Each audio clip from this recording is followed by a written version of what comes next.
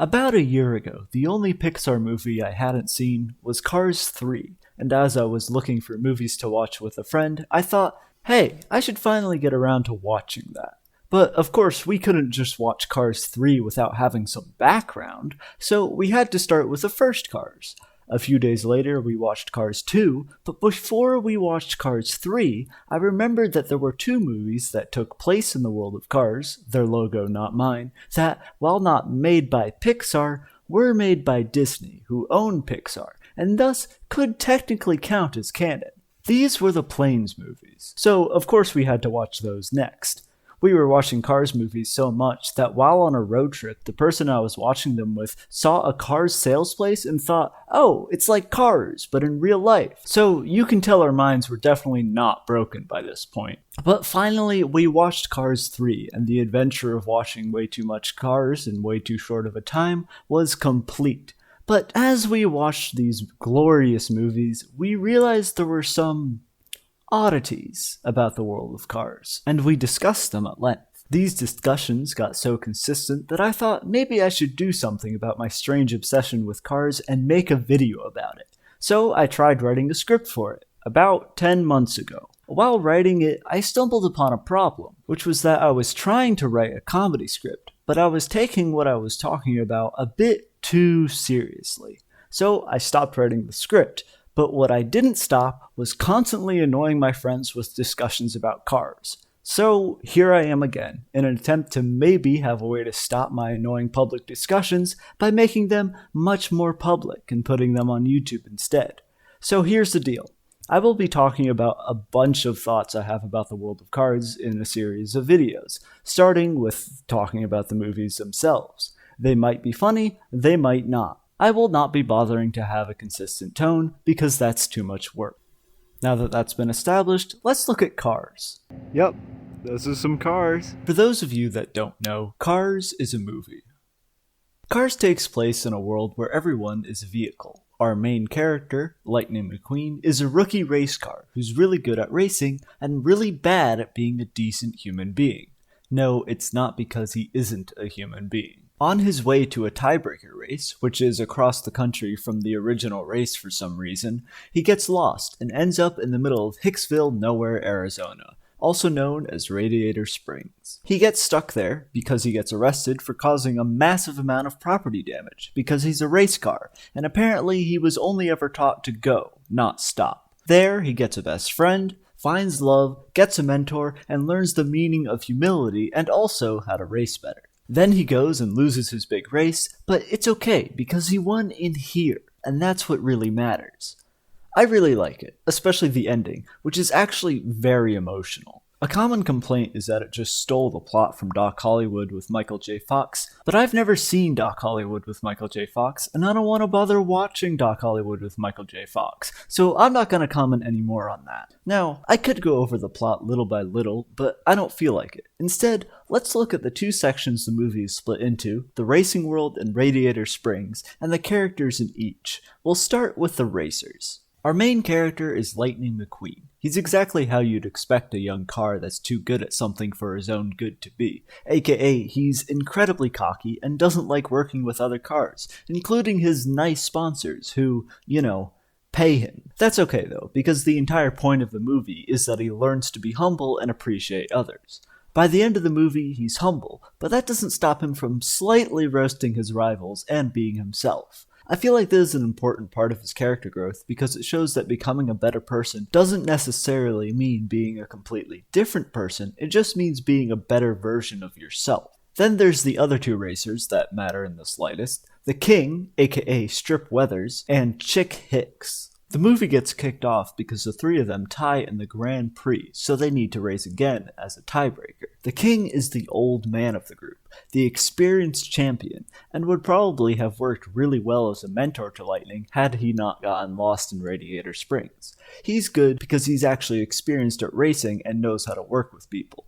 Lightning McQueen is good because he's insane and does stuff like this. Chick Hicks is good, but only ever second place good. The reason he gets anything else is because he assaults every other car on the racetrack. Now, for some reason, this and this and this is allowed, and I was going to go on a tirade about how this feels like it shouldn't be allowed and probably isn't allowed in real racing, but apparently this kind of stuff is actually pretty common in the real world. So what do I know? I don't think it makes it right or not concerning, but I guess it makes it accurate. And I guess at least both in the real world and in the world of cars, people that do that are shamed. Lightning and Chick also make a lot of meme jokes to each other, which makes sense as the rivals. And I know Chick is the villain, but this... That must be really embarrassing, but I wouldn't worry about it, because I didn't do it!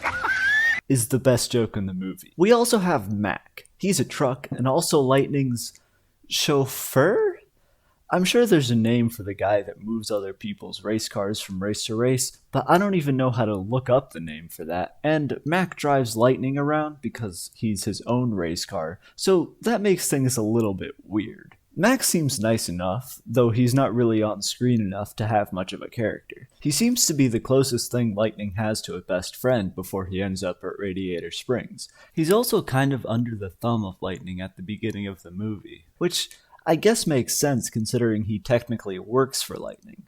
His main purpose in the movie is to fall asleep on the road because Lightning convinced him to drive through the night and then get bullied by some sports cars while asleep and accidentally release Lightning into the middle of nowhere and keep driving. When he shows back up at the end of the movie, he seems almost scared of what Lightning will do to him because Mac lost Lightning. I mean, to be fair, that's kind of a major thing, but still. Then he barely exists in the rest of the trilogy. I hope he's off having fun when we don't see him, because he feels like the very few times we do see him, he is very much not having fun, and I feel bad for him. Sure, he's a very minor character, so I shouldn't be thinking this much about him, but shut up. Then there's Harv. Now, if you've ever watched Cars, you may be thinking, who's Harv? And that's a good question, because we never actually see Harv. In fact, he's apparently such a minor character that he doesn't even show up in the other movies. But he's also Lightning's agent, which feels like a really important thing to have as a race car, so I'm a little weirded out that he shows up twice in Cars, through phone calls mind you, and never again. Was he fired? Was he part of the reason Lightning is such a cocky bastard? I really want to know. He doesn't seem to care about Lightning at all, to the point where he doesn't even watch the Piston Cup. I don't know a lot about racing agents, but that feels weird. Then he's happy that Lightning went missing because of the publicity. Harv seems to exist only to show Lightning's uncaring world of racing and point out that Lightning has no friends except Mac, and he still bullies Mac. It's rude. That's the important characters from the racing side of things, so we look at what Radiator Springs can offer us. Most of the movie takes place in Radiator Springs, so there's a lot of characters to look at there. But don't worry, most of them have like one character trait.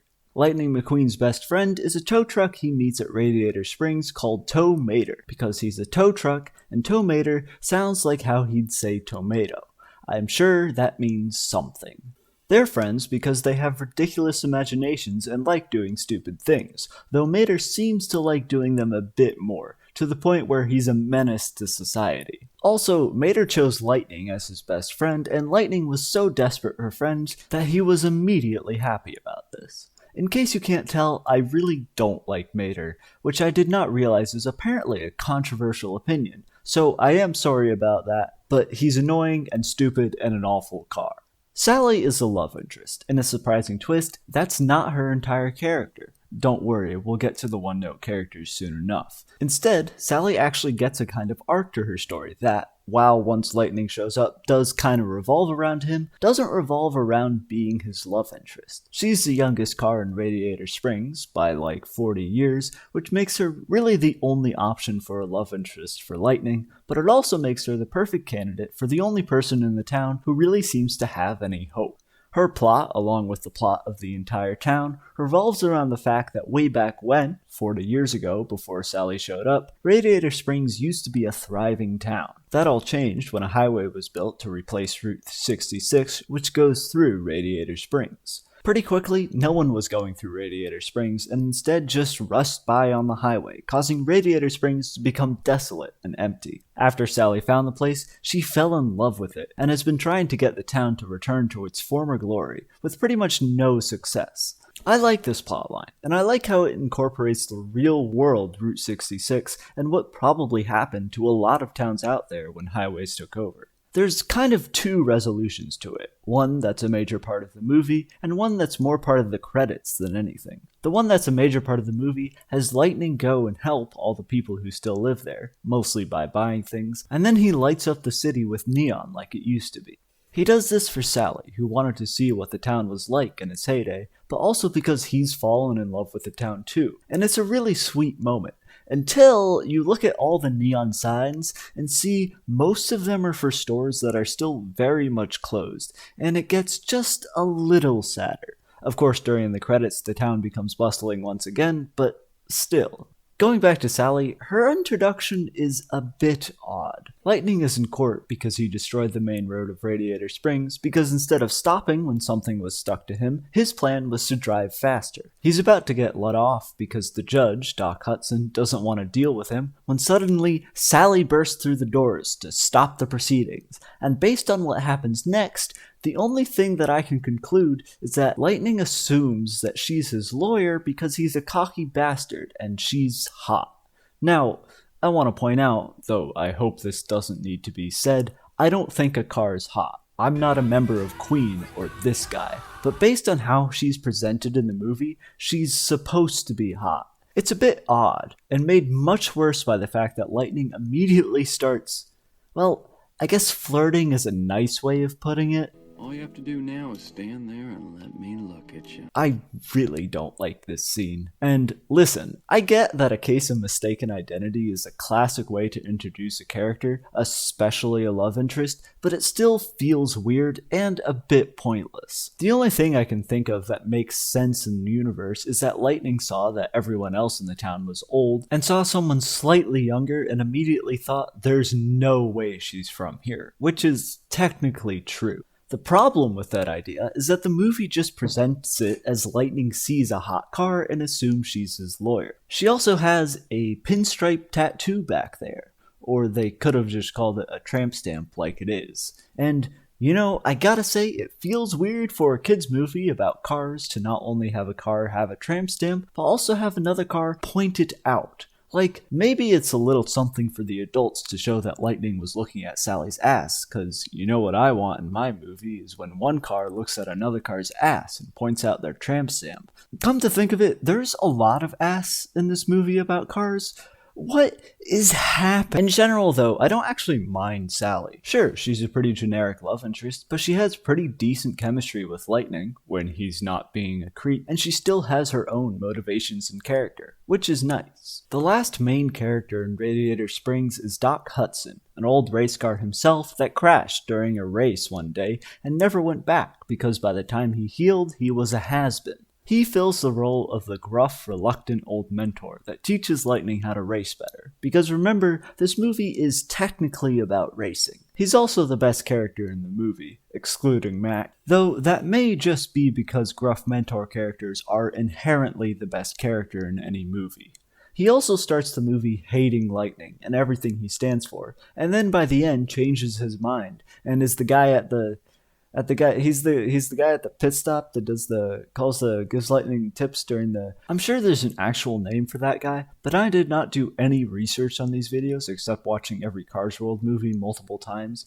I don't even know if the things I'm saying aren't all original, and I don't care. He was even the best of the best in his heyday. Cause you gotta have that cliche too. Nah, but honestly, Doc's great. My one problem with him is that there's this moment at the end where he tells the world where Lightning's been all this time, because he was missing actually. And Lightning gets taken away to finish the race that was the whole reason for his crossing the country in the first place. And like, on one hand, at that point it felt like Doc and Lightning had some heart-to-heart and were starting to get along. So this feels like a weird thing for Doc to do. But on the other hand, Lightning has a job, and his job is to race. and he's literally holding up the most important race of the country because he was arrested? Like, yes, he's done his community service, so it's time for him to go back to work. But clearly Doc did it for selfish reasons and to get rid of Lightning, and it's treated like a betrayal, though Lightning could very easily come back after the race, which by the way he does,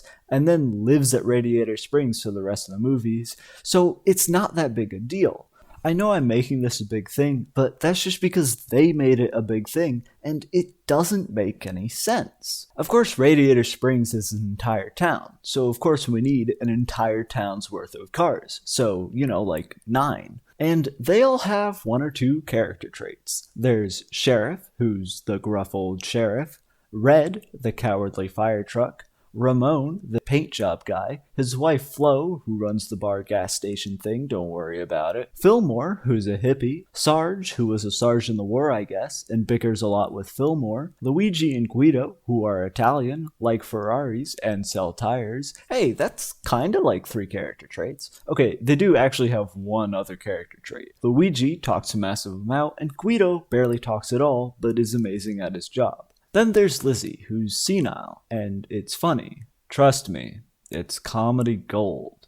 Her husband actually founded the town, so, she's been there an extremely long amount of time. Honestly, I like the side characters. Sure, they're mostly one note, but they're side characters. They don't need to be anymore. It's not like they're getting bullied like Mac or something. Okay, I'll stop talking about Mac. For now.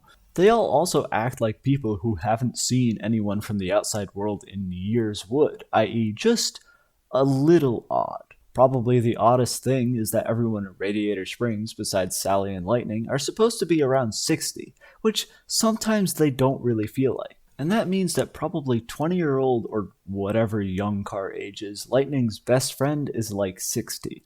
But he can do what he wants, that's not really an issue character-wise for the others. They don't exactly feel like young'uns either. There's one more thing I want to say, and it doesn't really have to do with the characters. When we first see Radiator Springs, Fillmore is saying that the flashing yellow light is longer every 3rd flash, which is funny because almost every time they show that light, they cut off the scene before the 3rd flash ends. So you can't tell, but you can still use the beginning scene to check, and I checked for the first few lights, and he's wrong. The light turns on and off every 1.5 seconds. It's a little disappointing, but at least now we know. Yeah, I think that's all I have to say about the first Cars movie. This got a lot more in depth than I expected it to be, and I don't think the other videos about the movies by themselves will be as in depth, but we'll see. I think, all in all, Cars is a movie. Cars is a movie about racing, humbleness, and small-town quaintness. Cars 2 is a spy movie. Or is it? No, yeah, it's a spy movie. Now, as Cars 2 is a sequel to Cars, all the kids that these movies are for would be expecting characters from the first movie to be in this movie. But because no one in Cars was a spy, as far as we know, that means for this movie to be a spy movie, someone would have to be dragged into a spy story, and subsequently be our main character. But who to pick? Now, we could have Lightning be the main character again, but that would make too much sense, so instead they chose Tow Mater. Now, you may be wondering, why would they choose Tow Mater, who's loud, stupid, annoying, and the worst character in the Cars trilogy? Well, it's very simple, see? Tow Mater is relatable to the kids, who are also loud, stupid, annoying, and the worst character in the Cars trilogy, so it just made sense. Or maybe what happened is they decided they were going to make a sequel to Cars with Mater as the main character, because he was most popular with the kids, and while struggling to come up with a plot, some intern suggested making it a spy movie, and no one realized he was joking. Then again, I've done no research to see if there's an official reason for the movie, so if you know, please tell us in the comments if it's interesting. Even with the hindrance of Mater being the main character, Cars 2 is the most lore-filled movie in the entirety of the world of Cars. Their logo, not mine. But what if, instead of looking at all the lore in this video, I applied the most common theory applied to any piece of media ever to Cars 2? That's right. Today, we're gonna ask, is Cars 2 a dream? Okay, wait, give me a chance. I'll be upfront. I don't think the writers of Cars 2 intended for the movie to be a dream, so I'm not going to point out a bunch of vague things and plot holes and be like, see, it's clearly a dream, because that would be a waste of everyone's time. I'm not even really saying it is a dream, more that it's a fake story told by Mater, which kind of has the same idea. But I do think that thinking of Cars 2 as a tale told by Mater makes the movie just a little more interesting. So, while I will be explaining why I think the theory has any merit at all, I want the main point of this video to be more about how it makes Cars 2 more interesting. Not, look guys, it's a dream. Okay, now you can leave if you want. Of course, just randomly saying a movie is a tale within the movie without any evidence is pretty stupid. I could claim Die Hard is a dream and it shows he's scared of heights and losing his wife and being barefoot, but that doesn't mean I have a case. So how about I explain myself just a little bit? Now, there is actually more Cars content than just 3 Cars movies and 2 Planes movies. There's also a bunch of shorts about the characters in Cars. A lot of these shorts are Mater's tall tales, which involve ridiculous stories Mater tells about his grand adventures, which didn't happen and nobody believes. At the end of the story, somebody shows up to prove Mater right, though the proof kinda seems to be nonsense. Cars 2 is a movie in which Mater goes on a grand, ridiculous adventure and saves the day in the process. He even gets a girlfriend, Holly Shiftwell, which is the most unbelievable part of it all. At the end of the movie, he's telling this story and nobody believes him, except for Lightning and the other characters who were there.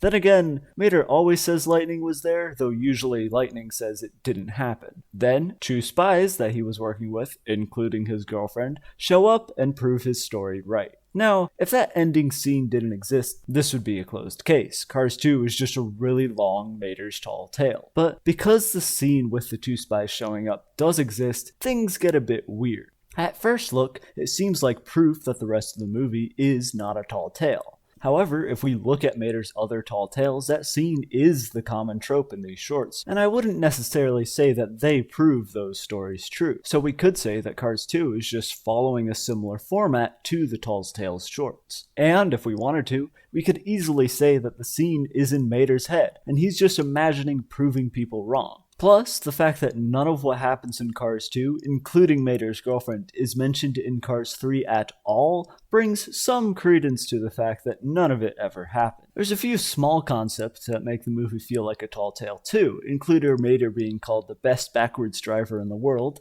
actually knowing martial arts, and being knighted, which all seems like the exact kind of thing Mater would claim happened in a tall tale. Then we have some evidence that could be considered really bad evidence, but I think is important to bring up. See, Mater's main character trait is that he's stupid, even if he does have some very specific knowledge about cars. By the end of the movie, the 2 spies say Mater's actually really smart, but I gotta say, they're not too smart themselves. Now, most of their stupidity is to move the plot forward, but I don't think that excuses it. Take the reasons they think Mater is a spy. Firstly, he has the device that has some information about the villain that the American spy they're supposed to meet is supposed to have, and the British spies can track that. That's a fair reason. You'd expect the car that has the device to be the car that's supposed to have the device. The other reason is that the code that the British and American spies have is, bad.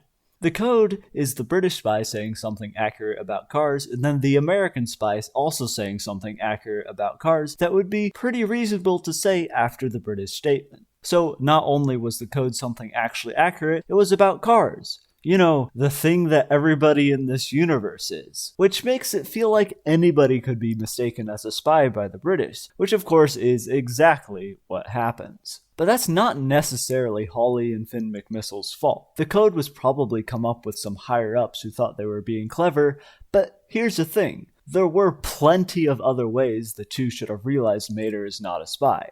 First, at no point does he say he's a spy. In fact, he generally points out he's not a spy. This is brushed aside by Holly and Finn, thinking he's just really into his character that he plays when he's not spying. Second, literally any time they try to make him do spy things, he is completely clueless. This is not brushed aside, this is just ignored. So, as far as I'm concerned, the genius spies in Cars 2 are idiots, which I think gives credence to the idea that it's all in Mater's head, as you can only tell what you know. So if he were to make characters, they would probably have a similar intelligence to him. Consequently, the idea of your imagination coming from what you know explains a bit more about the movie if it does come from Mater's imagination. Here's the thing. Mater knows about cars, probably better than a lot of other cars, because he's a tow truck and he lives in a car junkyard. That does mean he's surrounded by dead car pieces, but that's besides the point. The point is much of Cars 2's plot revolves around needing a knowledge of cars. I don't have a knowledge of cars, so I have no idea if that knowledge is accurate, but the reason Mater is helpful at all is because he knows more about cars than the British spies. The plot also revolves around racing, something Mater would have gotten quite familiar with over the course of his friendship with Lightning. Add in the fact that the spy aspects of this story are pretty generic for a spy movie, and I can easily imagine spy movies existing in the world of Cars. Almost everything fits into this idea that Mater merged stuff he knew together to create a story. The problem is that almost, because the villain's plan is so layered, it seems highly unlikely that Mater would have come up with it. The villain is a type of car called a lemon. Lemons aren't high-quality cars, and the parts for them aren't being made anymore. These specific lemons run an oil driller, and are worried that their business isn't going to be able to survive, and subsequently, neither will they, because natural oil is starting to take over. So, the main villain fakes being an electric car to create a massive race that exists pretty much to advertise a natural oil. It's actually just oil. Then he gets the other villains to shoot a ray at the cars racing to blow up their engines to show that the natural oil is bad, and everyone should go back to oil. I'm condensing this down a lot, but the point is that it is a lot. The only excuse I have is that Mater's tall tales seems pretty over the top all the time too, and the villain's plan is nothing if not over the top. It also includes the idea of this plot being partially for the purpose of not being laughed at anymore, which is something Mater can relate to pretty well, and living around Fillmore has probably made him question oil just a little bit. Plus, I'm not actually trying to convince you that Cars 2 is a tall tale told by Mater, more that there is enough evidence that made me start to think that it could be. Now, it's not necessary that all of Cars 2 be made up by Mater, and I actually think it's a lot more interesting for the beginning scene in Radiator Springs to be real. Here's why. In this scene, Lightning comes home after some time away racing, and Mater and him spend the day causing chaos and having fun, even though Mater maybe had a little more fun than Lightning based on Lightning's face here. At the end of the day, Lightning kindly tells Mater that he'd like to spend the evening alone with his girlfriend Sally. Mater is devastated by this because he thinks he's abandoning him, so he literally pretends to be a waiter at the restaurant to stay with Lightning. This is highly problematic and is never brought up again. During the time at the restaurant, Mater kinda ends up being the reason Lightning races in the World Grand Prix, the series of races for the movie. Now, usually Mater doesn't go on racing trips with Lightning, so he doesn't really know what the world is like. This is apparent throughout the movie. This time, however, Lightning does invite Mater, and chaos ensues. So, let's go through this. The actual first scene in Cars 2 is part of the spy plot, and introduces Finn McMissile. It's about as generic a spy movie scene as you can get, right down to the villain being someone the spy has dealt with before. So it could be quite likely that it's actually just a spy film Mater watched recently. So, Mater has just watched a spy movie. And he's also been invited to go around the world and help Lightning race. And he doesn't know much about the world. Pretty much all he knows is probably from movies he's watched, like spy movies. So his view of the world is probably a bit skewed, and may involve a little more spy stuff than the world actually has. So he comes up with an idea of what his time in the rest of the world might be like, and his spy movie watching habits, plus his overactive imagination, as shown by Mater's tall tales, give him the idea that while out in the world, he'll end up in his own spy story. But wait, something's been nagging at his mind. What if Lightning abandons him? After all, Lightning wanted to spend some time alone with his girlfriend, a thing that people, and I guess cars, with girlfriends tend to like to do. But most importantly, it wasn't with Mater, which means, based on Mater's clear lack of understanding of how relationships work, from him literally pretending to be a waiter just to spend time with Lightning, when Lightning specifically asked to be alone, that Lightning clearly doesn't want to be friends with Mater anymore. So a subplot arises in Mater's imagination, where Lightning tells Mater to go back home, for the very legitimate reason of Mater just constantly causing a whole slew of problems for Lightning over the course of the movie. And that's actual abandonment. But because Mater refuses to have a sad ending to their friendship in this story, Lightning realizes all his wrongdoing to Mater and literally attaches himself to Mater, gushing about how great a friend Mater is. Mind you, Mater has not shown himself to be a great friend at all in this movie, as Mater has a bomb attached to him. Mater literally has to save Lightning's life, as Lightning pretty much does the Cars equivalent of falling to his knees and begging for forgiveness, which, in the real Cars world, would be extremely out of character for Lightning. But in Mater's imagination is just what he deserves for being reasonably abandoned like that. Subsequently, Mater has begun to realize that people think he's kind of dumb.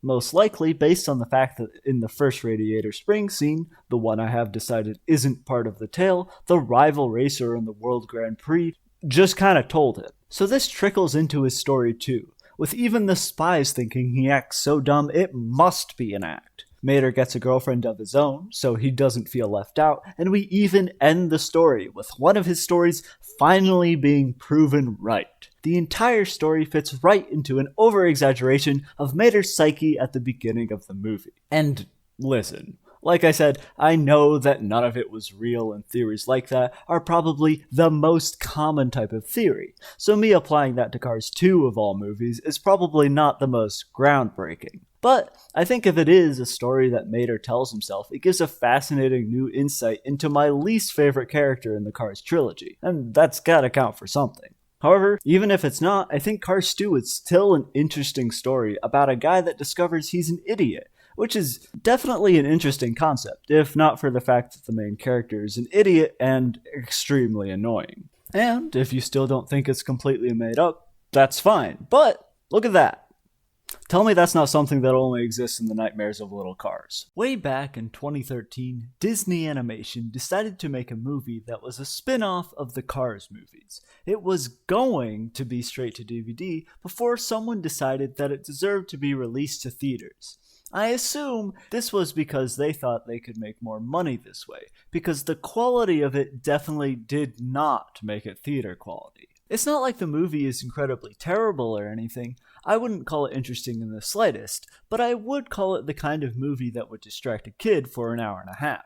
You know, the perfect kind of movie for a straight-to-DVD release. Unfortunately, if you think about a lot of the movie, even a little bit, and I assure you I did a lot more than that, a lot of the choices they make are a bit questionable. For those of you that don't know, Planes is about a crop duster called, as a subtle reference to his job, Dusty Crophopper. Dusty dreams of being a racing plane and racing in the wings around the globe race. But of course, that's difficult, because he's not built for that kind of thing. How do they get around this issue? Well, at first, he doesn't, which I think is actually really interesting. Dusty trains a lot in an attempt to get better, but only gets past the qualifying rounds because a few planes' engines busted while flying, and one of them used illegal performance drugs and was thus disqualified. I actually really like how they acknowledge the luck required to even make it to that point. The only reason he wins the race at the end is through the help of the friends he made along the way. It's through looking at these friends, and enemies, and the storylines that come from them, culminating in the big finale at the end, which I have even more issues with, that we can discover why I really don't like this movie. We'll start with Skipper.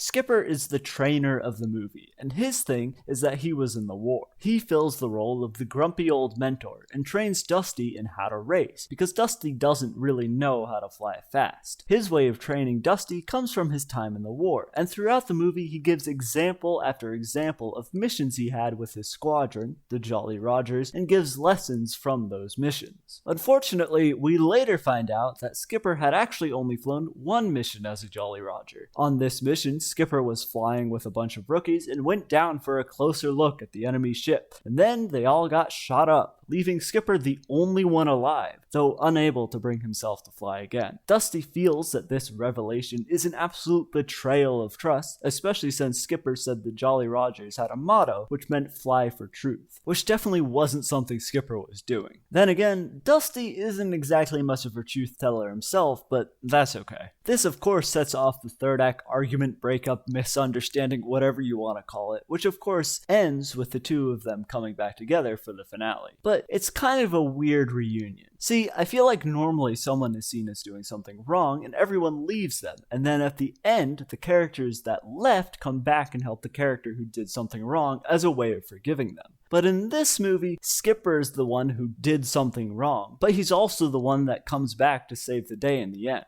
Like, yes, you got the story beat technically, but I think you switched the characters around there, which makes the scene just a little less emotional. The thing that's much more emotional about the scene is the fact that Skipper's flying for the first time in a long time, and kind of more importantly, that he's saving Dusty's life. Because, yeah, Skipper's big entrance at the end is because racer Ripslinger and his goons, Ned and Zed, tried to kill Dusty. Now, may I remind you, this is a movie about racing. It's not like Cars 2 or anything, it's just the main character wants to win a race and does. That's supposed to be the movie. But of course, we gotta have conflict that doesn't involve Dusty's fear of heights, or the fact that he's a crop duster trying to race with the best of the best, or him helping all the other racers with their problems, or his relationship with his friends, or the fact that he's a liar and a hypocrite. No, we need a rival, a guy who's probably going to win the race if Dusty doesn't win it, and who's just the worst.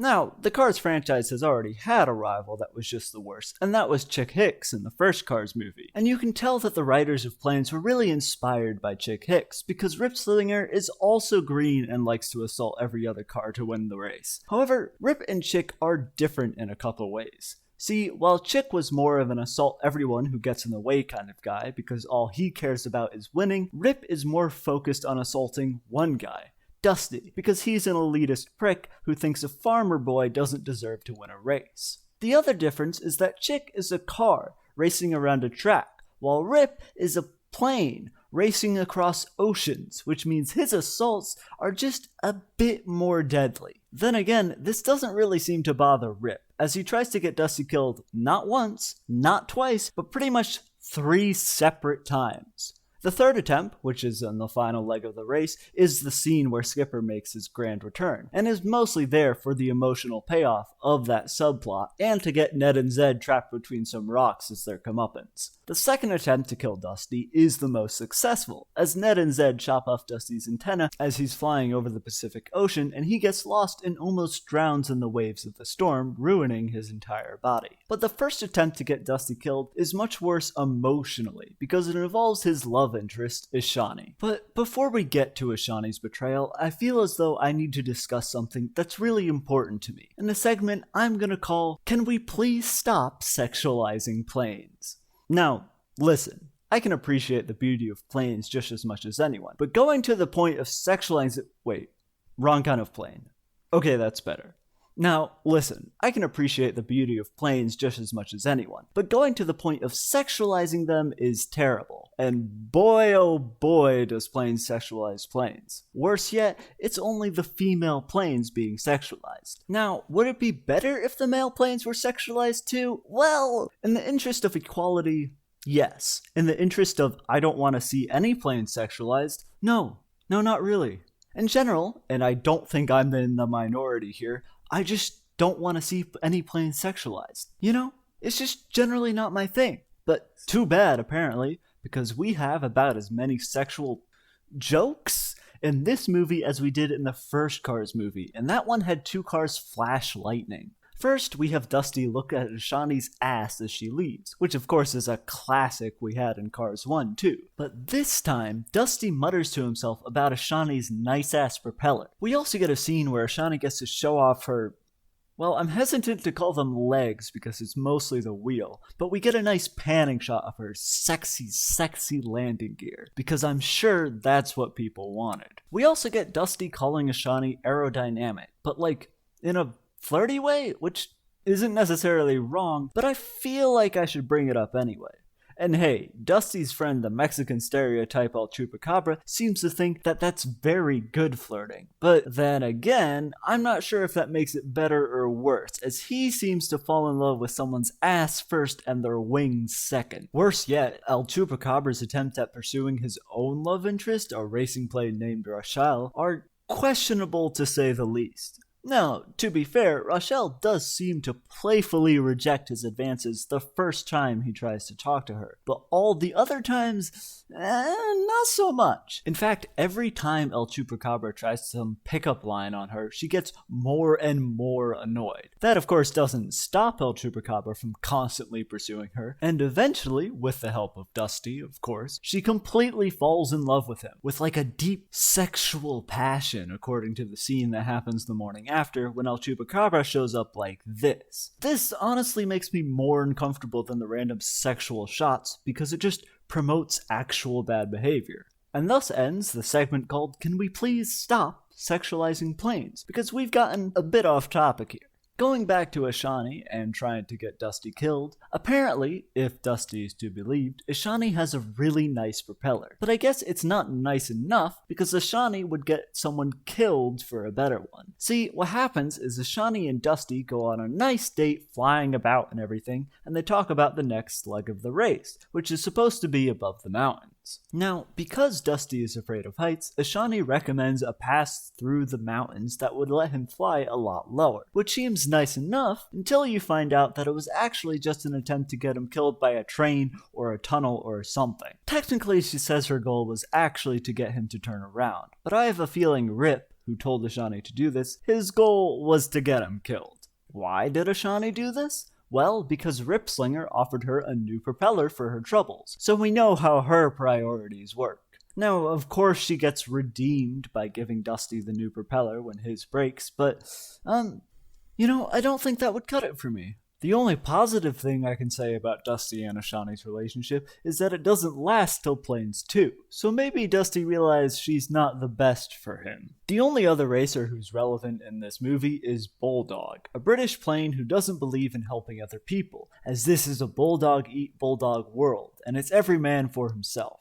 He, along with Rip, showcases a lesson the movie leans into a little bit, and it gives me an opportunity to talk about some of the stuff I actually like about the movie. Because, again, this movie isn't all bad. I like Skipper and how, if you look closely, you can actually tell that Skipper is making up stories of his adventures based on his facial expressions. I like his fear of flying and getting over that. I like Dusty's fear of heights, especially how they visualize it and him getting over that. I like how Ashani does actually feel remorse for almost killing Dusty and tries to at least kinda make up for it. It's not a whole lot, but it's something. And I like the lesson that Bulldog showcases that being kind to each other is more important than winning. Bulldog starts by saying every man for himself, but Dusty saves his life by telling him how to fly when his engine spurts oil into his eyes. It's because of this Bulldog realizes helping people is important and helps Dusty win the race at the end of the movie. And how does Bulldog and the rest of the racers that aren't Ripslinger and his goons help Dusty? Well, after he almost dies because of Rip's second murder attempt,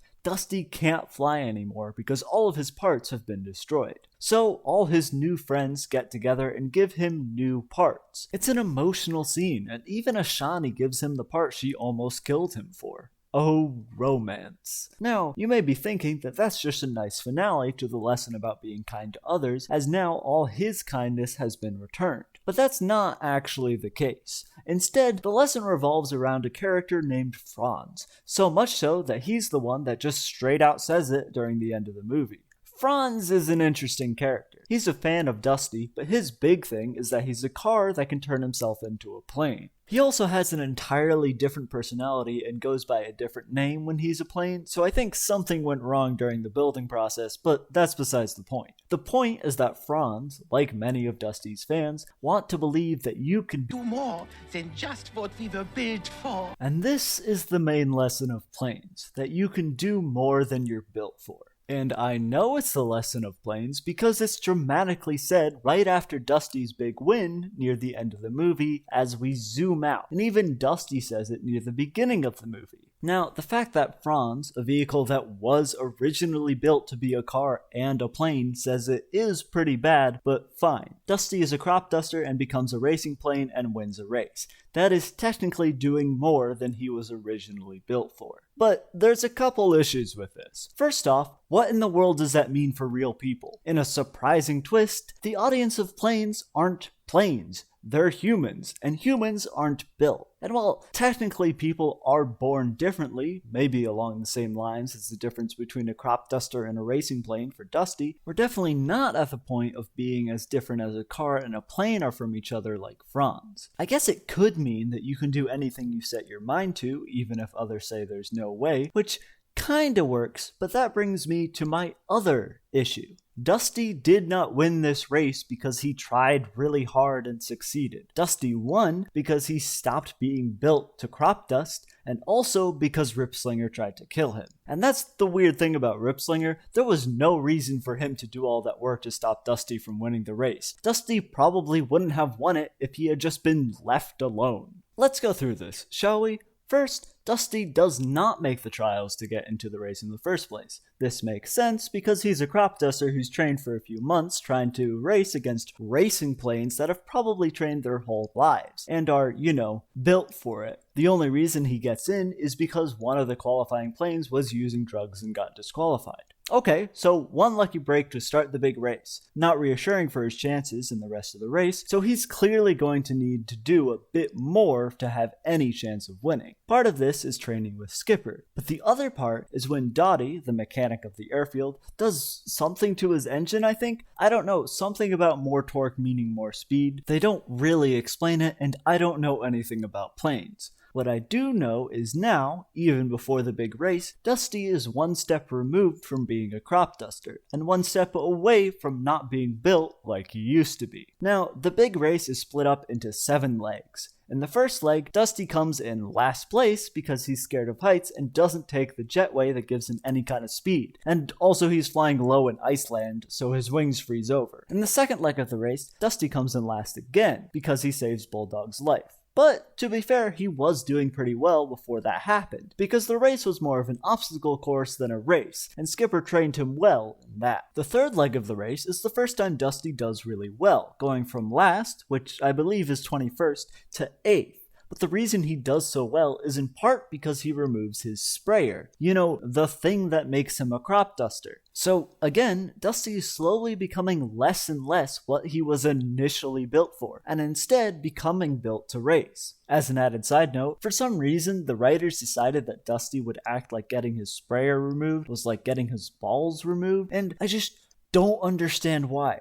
Do they think runners remove their balls in order to reduce drag? Again, this is a kids movie about planes. Why does Dusty's voice crack after getting his sprayer removed? In the fourth leg, Dusty wins by a lot, but only because Ashani suggests a shortcut that's supposed to get him killed, and instead of him dying, he succeeds in taking the shortcut. So that one's on Ripslinger, and they even admit it in the movie. The fifth leg of the race is pretty much skipped over, but Dusty does just barely manage to keep his lead, which is admittedly impressive, though I have a feeling part of that is because of the massive lead he got in the previous leg. Dusty doesn't actually finish the sixth leg of the race, and it's only partially his fault. See, leg 6 has Rip's goons go for murder attempt number 2, where Dusty gets lost in the middle of the Pacific because Ned and Zed chopped off his antenna. It's only after getting found by the US military that Dusty refuses to fly above the raging storm for too long and almost dies. The only reason he's allowed to continue on the last leg of the race is because getting his antenna tampered with was not his fault. Then again, I feel like ruined engines, the reason a few other planes didn't finish the race, aren't really their fault either, but Dusty's the main character, so whatever. Now, apparently there is actually a benefit to almost dying and having all your parts pretty much destroyed. And that's that all your friends will give you much better parts that are actually meant to be used for intense flying, like military-grade wings. And thus completes Dusty's transformation from being built to dust to being built to race. This, of course, allows him to win the 7th leg of the race, winning the race as a whole, but just barely. See, Rip tries to kill him again, which feels more like it hinders Rip than anything. Then we get proof that Rip is still the faster plane, because of course he is, he's the best racing plane in the world, as both Dusty and Rip go their fastest, and Rip is faster. The only reason Rip loses is 1, because he forgot tailwinds existed and didn't use them, and 2, because he's such an egomaniac that he slows down right before the finish line so the audience can get a good shot of him, allowing Dusty to pass him. So let's recap. Dusty wins 3 legs of the race. One, because he takes a shortcut that was recommended to get him killed. Another, because it's right after the one and he's so far ahead anyway. And the last, because he's literally built different and his rival is stupid. And that's my issue. I don't mind that Dusty gets lucky or uses Rip's ego against him as long as they acknowledge that that's what's happening, which they kind of do. What I mind is that the entire movie feels like it's about Dusty doing more than he was built for, but the way he manages to do more is by not being built that way anymore, which completely defeats the purpose. Rip even says, "Bolting on a few new parts doesn't change who you are." but the problem is that yes, in this case, it literally does. You can't say he's more than he's built for if he's literally built to be the more now. That completely ruins whatever kind of message that was supposed to be. And that's my main problem with Planes. It's not that everything they do is bad, or that the lessons they're trying to teach are bad, even if I don't really understand them too well. They're just implemented so poorly, and they focus on what I think is the wrong lesson. And to make matters worse, they have stuff like El Chupacabra being a problem and almost being romanticized. It's just like, you had a chance, guys. You had okay ideas. This could have been theater quality. It was not. Back in 2014, the people at Disney decided that Planes had made enough money to release a sequel in theaters, which they did. Now, in order to make a sequel to a movie, you should probably have similar elements that show that it is a sequel. And while having a similar tone and some of the same characters to the previous movie is an obvious choice, Planes, Fire, and Rescue also grabs 3 other major elements from Planes: the change, the training, and the crash. The change is defined by Dusty changing professions. In Planes, he went from a crop duster to a racing plane. In Planes, Fire, and Rescue, he goes from a racing plane to a firefighter. And the firefighting is actually kind of cool. The shots of the team of firefighters putting out the forest fires, and honestly the fires themselves, look really good. And you can tell from some of the lines that the writers had a respect for firefighters and the dangers they face. And I think that's really good. So how does Dusty go from being a racing plane to being a firefighter? Well, turns out Dusty has been flying so intensely that his gearbox is failing, and not only is it practically impossible to fix, but it's been out of production for a while, so finding a new one is next to impossible. What this means is that Dusty can't do any more intense flying, such as racing, because if he does, his gearbox will probably break completely. This upsets Dusty so much that he accidentally sets fire to his airport, which causes it to be revealed that the airport is not able to hand a fire well at all, mostly because there's one fire truck for the entire, admittedly small, airport, and all of the firefighting equipment is falling apart. Because of this, the airport is going to get shut down unless they update the equipment they have and get a second firefighter too. Dusty, wanting to help, probably because it's his fault the place got set ablaze in the first place, decides that he should be the other firefighter. So, now we've decided what new profession Dusty is going to have, it's time for element 2, the training, shown in a very similar way to Planes 1.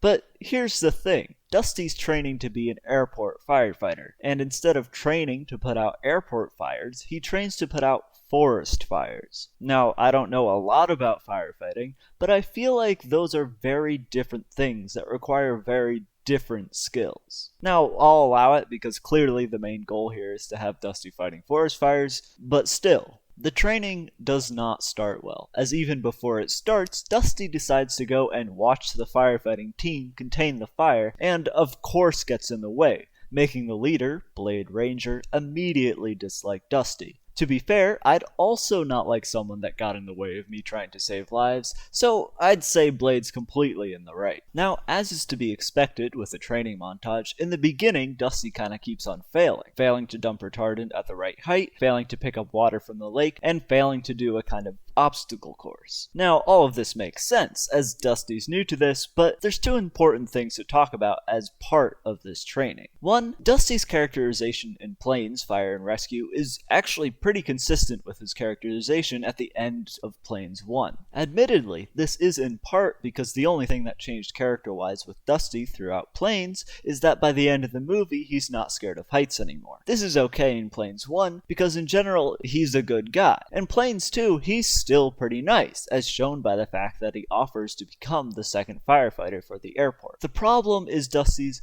other main character trait, which is that Dusty does not like to admit his faults, and will generally lie, or at least hide the truth, even when it would probably be beneficial to admit it. This doesn't cause too many problems in Planes 1. Dusty doesn't like to admit that he's scared of heights, and while he doesn't tell his love interest, he does tell his trainer, which is the important thing. He does not do this in Planes 2. The fault that Dusty has in Planes 2 is of course that his gearbox is broken, which means he can't do any intense flying. That's why he can't go racing anymore. Thing is, turns out that forest firefighting also requires intense flying, at least in part due to the drafts that massive fires can make. The training for this comes in the form of flying through a canyon and then under a bridge and not crashing into the waterfall that's right after it. Dusty cannot pull this off because it would require intense flying, which would break the gearbox, which would cause him to never be able to fly again or even potentially die.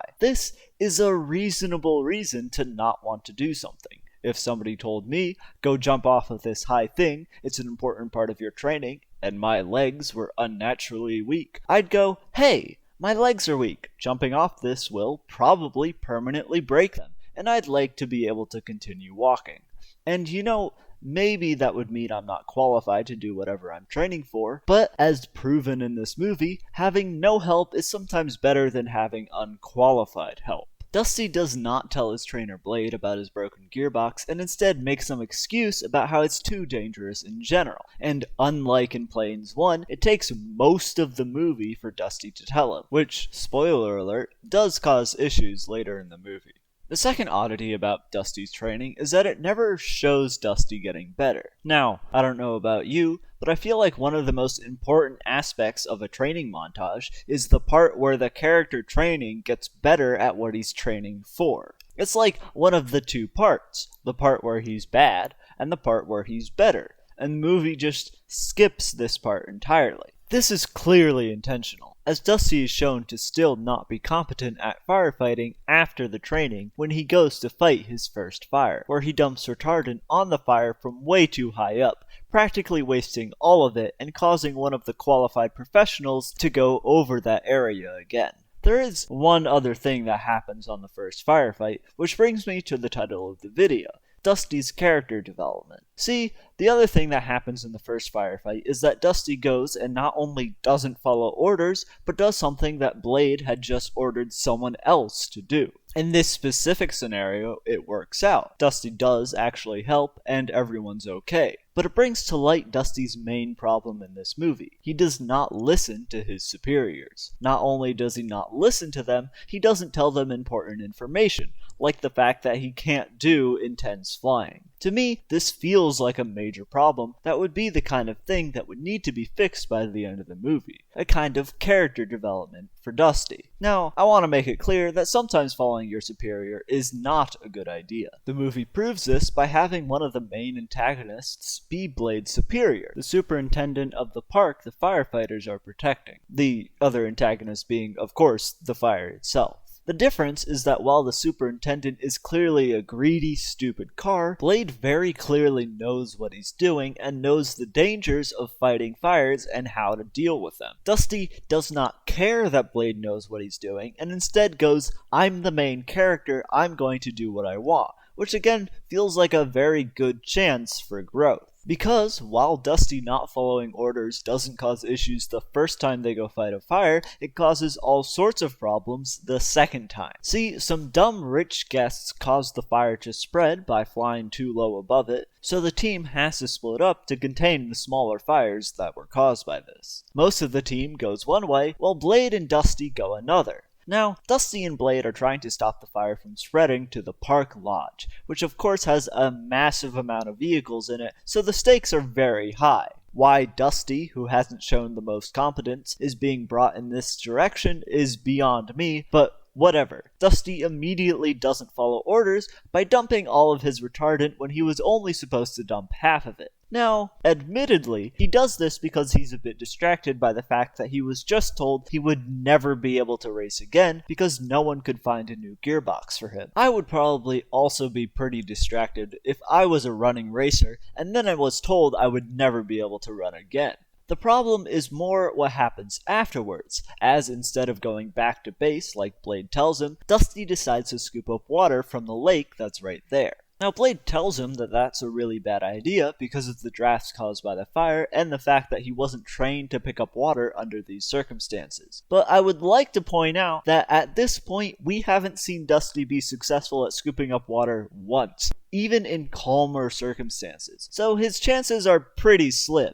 And surprise, surprise, Dusty fails so hard at scooping up water from the lake that he manages to, I think, waterlog his engine, though it's kind of hard to tell. So now Dusty can't fly and he's going down a river that's about to go down a waterfall. This means that Blade, who's supposed to be containing a fire, now has to spend time saving Dusty's life instead. The problem is exacerbated because Dusty could manage to save his own life if he pushed his gearbox, but of course he can't do that because then it'll break. Of course, Blade doesn't know this, because why would Dusty tell his superior important health information like that, which is why he tells Dusty to push his engine. It ends up that not only has the fire not been contained, but Blade and Dusty have to hide in a mineshaft for the fire to blow over, because there's not enough time to escape it. While hiding in this shaft, Blade gets severely burned, protecting Dusty again, and almost dies. I blame Dusty for this entirely, as the only other character to blame would be Blade, who was literally just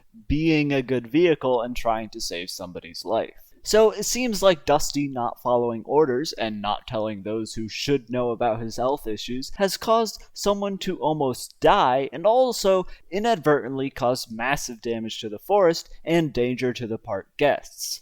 To me, this sounds like something that would cause someone to maybe think about their actions and improve, as a way of developing as a character and becoming better for that. A kind of character development, if you will. Dusty does not do this. Instead, the third time the gang goes out firefighting, this time to actually save the lives of the guests trying to leave the burning park, seems to point to a completely different character arc, one that I'm not sure existed in the first place. The first part of the fight is pretty basic. They put out the fires that's covering the road and leave some of the team there to deal with the debris. The second part is fulfilled only by Dusty. Dusty goes alone because he manages to convince Windlifter, the acting leader as Blade is still out of commission, that he can make it to a couple that's stuck on a burning bridge before anyone else and save them. To me, it really sounds like Dusty would have gone even if he hadn't been told to, which really just shows how little Dusty has learned about following orders. Though admittedly a movie where the finale is the guy just following orders probably wouldn't be the most interesting. So Dusty goes, and as he's out of retardant, he tries to go and collect water from the river. Unfortunately, Dusty can't find a safe spot to collect water, so instead he goes up the waterfall and scoops up the falling water. Now, we have seen Dusty try to scoop up water twice, and both times he has failed miserably. I'm no professional, but I would say that scooping up water from a massive waterfall surrounded by fire would probably be the most difficult attempt he's done. But this time, he succeeds beautifully and saves the couple, allowing them to escape the bridge as it collapses. Unfortunately, in order to accomplish this ridiculous feat, Dusty had to push his gearbox, and right after saving them, it completely breaks, and he brings us to the third element of a Planes movie, the crash. So, Dusty crashes and almost dies, which seems to point to a character development where he finally gives his life to save others. The idea of putting others ahead of your own life is prominent throughout the movie, with the talk of the wall of pictures of those who died trying to fight fires, and Blade himself protecting Dusty at great cost to his own health. This is fair, and you could argue that because Dusty put others before himself, it shows that he now has the mindset needed to be a qualified firefighter. This is a genuinely sweet idea that really shows the respect the writers have for firefighters. I do have a slight problem with it though. Dusty is already somebody that saves lives, and is already shown as someone that is very caring. That all happened in the first movie. And again, the fact that he decided to become a firefighter in the first place continued to show that he was a very caring person. You could say that it shows Dusty isn't just caring and saving people's lives now, but he also puts others' lives before his own, but we aren't shown that he's unwilling to do that at any other point in the movie, making that idea fall a bit flat. We're shown that he's scared to push his gearbox, but never at the cost of other people, and his fear is proven to be quite valid as he literally almost dies as soon as he does. The only reason he doesn't is because the mechanic at the base is practically a miracle worker and even manages to custom make his gearbox. So, just like in Planes, Dusty is better after his crash than he was before. Now, I'll be the first to say that I'm not exactly amazing at interpreting media, and I could easily be wrong about everything I just said. But in my mind, Dusty has a character development set up in which he should learn to follow orders, and instead of following through with that development, the movie just decides to point out once again that Dusty's just kind of a good person. Good for him, I guess. Cars is a movie where a race car learns the meaning of humbleness and family. Cars 2 is a spy movie where racing is involved in an evil conspiracy to make oil seem like the best fuel option. Cars 3 is just straight about racing, and it feels weird that it took 3 movies to get there. Sure, Planes was the first and only other sports movie in the world of Cars, but Planes was not a good movie, so it doesn't count. Cars 3, on the other hand, is probably the second best movie in the world of Cars. For those of you that don't know, Cars 3 is a movie about Lightning McQueen, after years of successes, realizing he's too old to race against the new rookies, and training his replacement. Of course, it takes the entire movie for him to realize he needs to retire, and he only kind of retires, but still. The reason I would call it the only sports movie in the Cars trilogy is because the entire movie is actually about him preparing, or I guess him preparing his trainee for the big race at the end of the movie. The finale is the race at the end of the movie, but not in the way Cars had a race as the finale. In Cars, the race was the finale because it hit the emotional beats of his friends coming to support him, and him showing he cared about other people more than himself. In Cars 3, the finale is about winning the race. What's also interesting about Cars 3 is that this is not a sequel to Cars 2. Now, admittedly, it would be very weird for Cars 3 to have anything to do with spying and what happened in Cars 2, but the writers seem to be actively trying to avoid anything to do with Cars 2. Now, this is understandable, as Cars 2 is a terrible movie, but I find it interesting just how much of a sequel to Cars, rather than Cars 2, this movie is. Besides the fact that none of the characters that were introduced in Cars 2 are seen or even mentioned in Cars 3, they even bring back some characters that were missing from Cars 2. Lightning sponsors, Rusties, make an appearance as faithful sponsors that have had Lightning's back this entire time. And the owners even sell the company to a big corporate guy just because they want Lightning to succeed. Considering they were practically a joke in the original Cars, it's nice to see them get some respect. Doc Hudson, Lightning's mentor in Cars 1, doesn't return as a character, but still manages to be a major part of the plot. Chick Hicks, the villain of Cars 1, even returns as a talk show host whose only claim to fame is the fact that he won the Grand Prix back in Cars 1, and is still trying to ride that hype train that doesn't exist anymore. And frankly, didn't exist in the first place given that everyone hated him for winning that race. I think that's really fun. They even call back to the beginning of Cars at the beginning of Cars 3 by having it start with Lightning saying, "I am speed in the darkness." It really does feel like a sequel written 10 years after the first that is trying to call back to all the things of the first movie.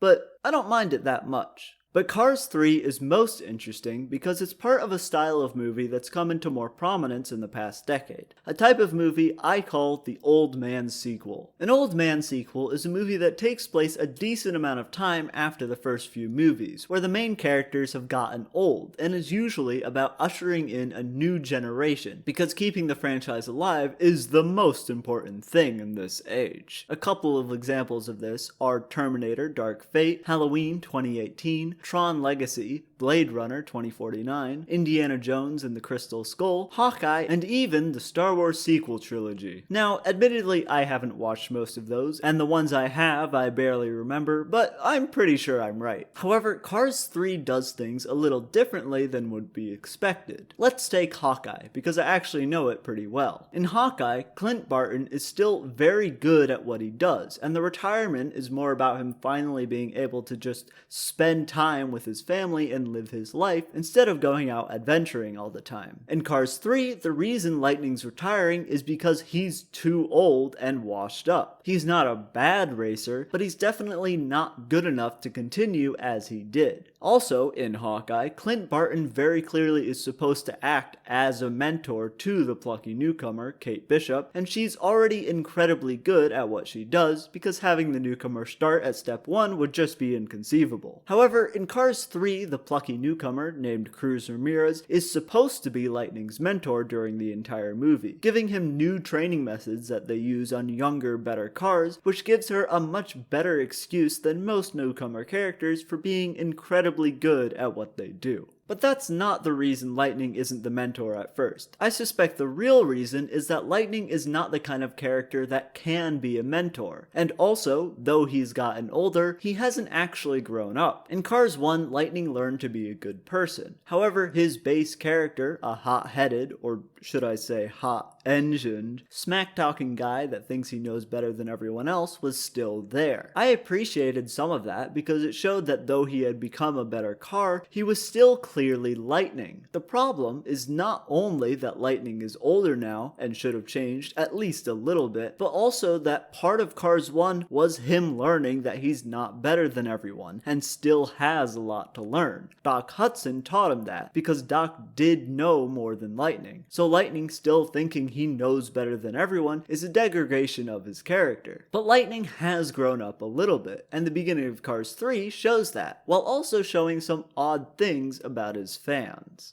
The big thing at the beginning of the movie is Lightning's relationship with his racing rivals and how different they are from the other two Cars movies. In Cars 1, Lightning has two main rivals, the King and Chick Hicks. Chick Hicks is the worst and no one likes him, including Lightning. But Lightning definitely has a massive amount of respect for the King. This makes sense as the King is an older racer and Lightning was probably a massive fan of him before he started racing himself. Then again, I'm not sure if you could call the King a rival considering Lightning literally pushes him across the finish line at the end of Cars. Lightning's dynamic with his rival in Cars 2, Francesco, might seem similar to his dynamic with Chick Hicks at first, but that's mostly because Francesco starts off as just an annoying, full of himself race car. But Francesco has a bit more personality than that, and while he's still a mildly annoying rival throughout the movie, he does have some kindness, as shown when he kind of comforts Lightning when he's missing Mater. And the two do seem to have respect for each other as they have a final, casual race at Radiator Springs. Lightning's dynamic with his two rivals at the beginning of Cars 3 is even better, as they actually seem just like friends who race against each other, which makes sense as they've been racing against each other for a long time. This is my favorite dynamic in the Cars trilogy, and I like how Lightning's rivalries seem to become less and less personal as the movies go on. Until we get to the main rival for Cars 3, but that's besides the point. The other thing we see at the beginning of Cars 3 is how Lightning's fans are doing, and they're not doing well, which is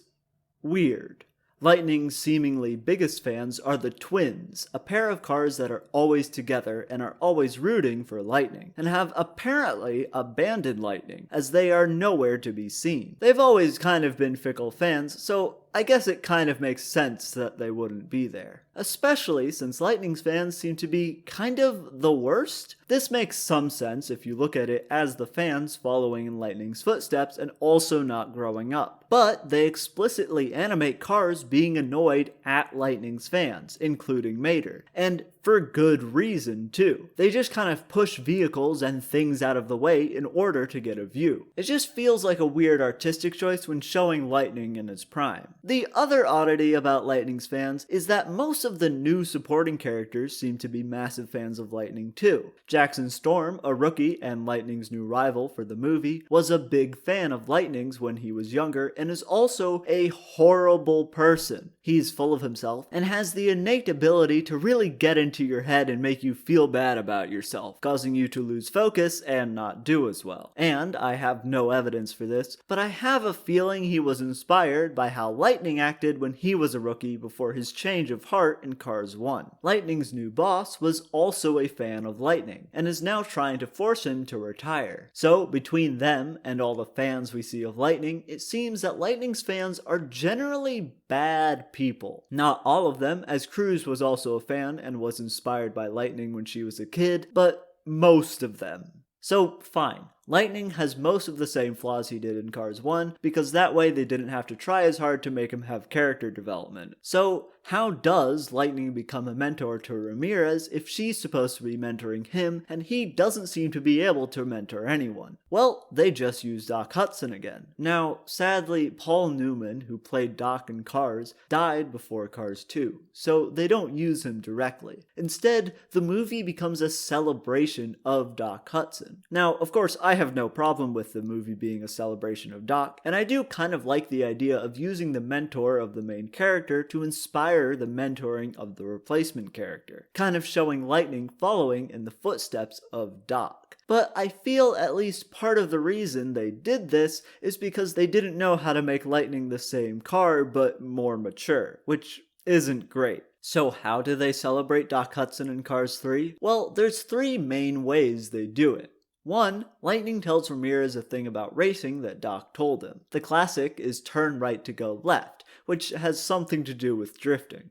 I don't know anything about drifting, so I have no idea if it's a legitimate thing, but it's one of the classic lines from Cars. The second is with flashbacks and dream sequences with Doc in them. The third, and a main part of the movie, is meeting Doc's old racing partners and having them train Lightning and Ramirez and gush about how amazing Doc was. These are all good. Doc's old racing partners gushing about how amazing Doc was might seem like it would be annoying, but they actually do a really good job of it, so it feels good instead of annoying. The annoying part comes with how it all ends. See, Lightning does not finish the race in the finale. Because while the movie is clearly about training Ramirez, remember, she's the trainer that was training Lightning to race better. She even gets pushed off for even thinking she could be a racer by her boss. So Lightning does race until the last stretch of the race, where he realizes he's losing, and the only way his number, 95, is going to win is if Ramirez replaces him in the middle of the race. So she does, and wins. Now, you may think that that's stupid and probably not allowed, and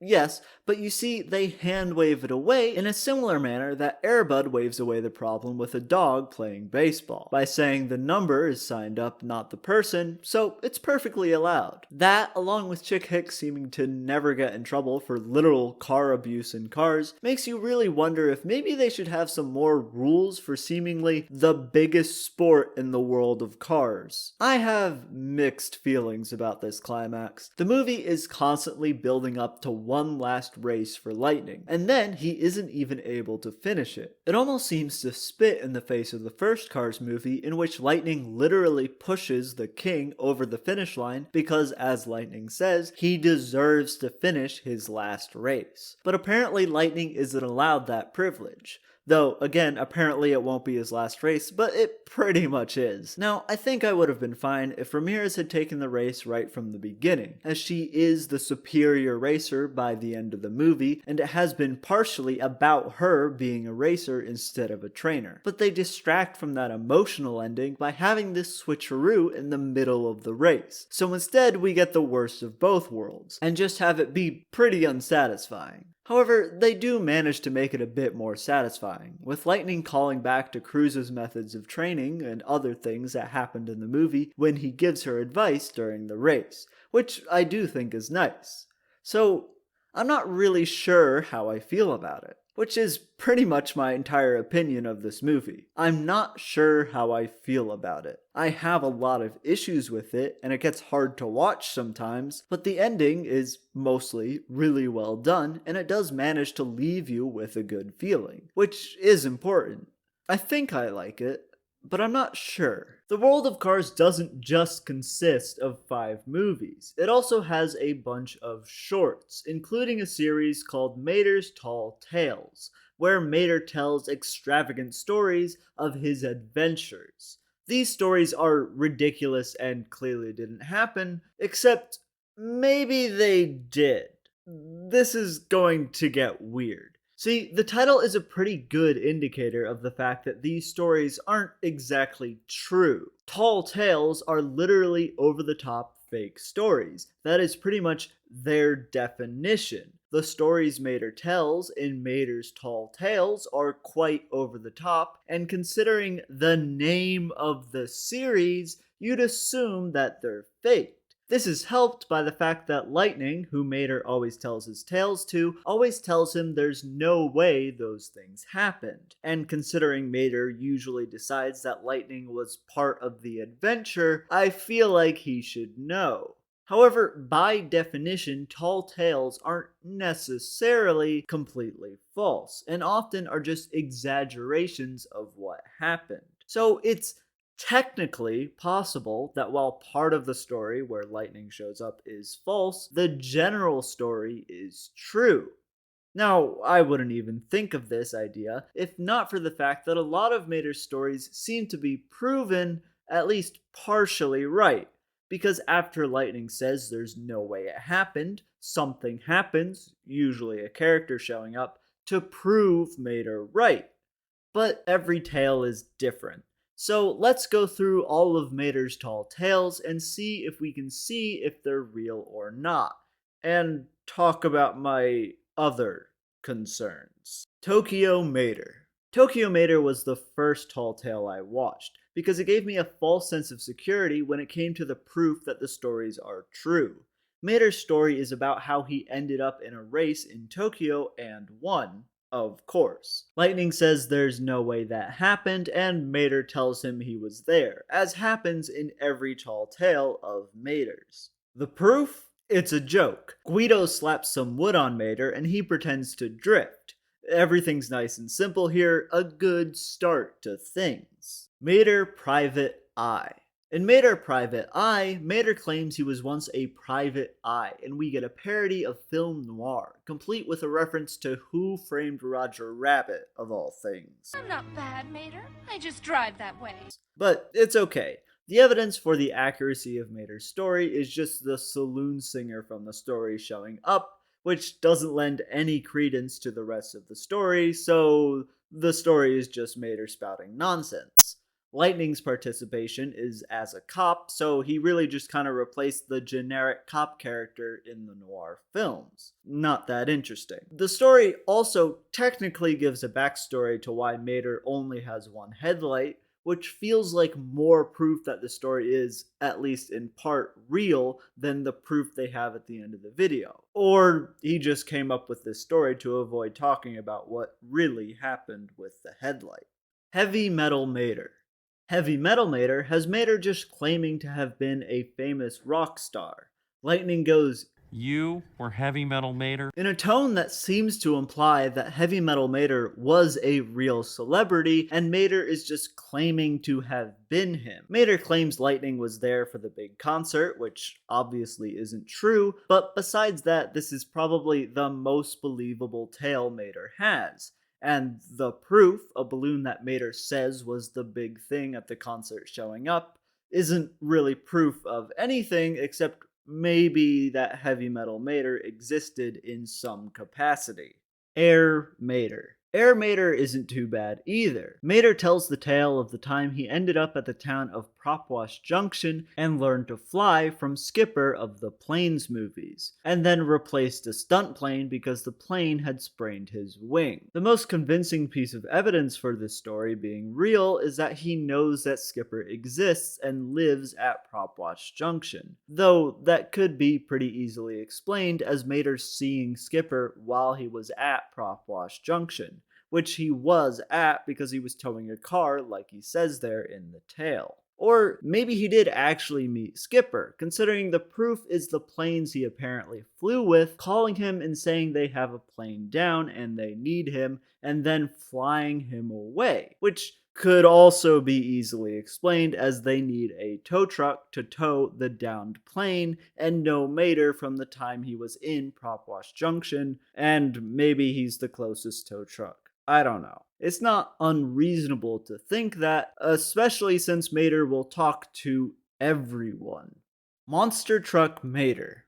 Monster Truck Mater's a bit different. In this tale, Mater tells the tale of how he became a world-famous wrestler. And, of course, for the final wrestling match, Mater says Lightning was there alongside him, almost getting killed by the looks of it. Though, obviously, Lightning does not remember any of that happening. Interestingly, Lightning doesn't actually say that there's no way it happened like he does in so many of the other tales. And considering the proof is a fan of Mater's wrestling persona showing up and asking for his autograph, there's a decent chance that some form of this did actually happen, though most likely not as intensely as Mater describes it. Weirdly enough, though, after being disappointed in the name Mater makes up for Lightning's wrestling persona, Lightning still wants Mater's fan to want his autograph as a wrestler too, as though he now believes he was a wrestler too, as if he just remembered something that it wouldn't have made sense to forget, or as if he had gained a new memory of the past that hadn't been there before. Moon Mater.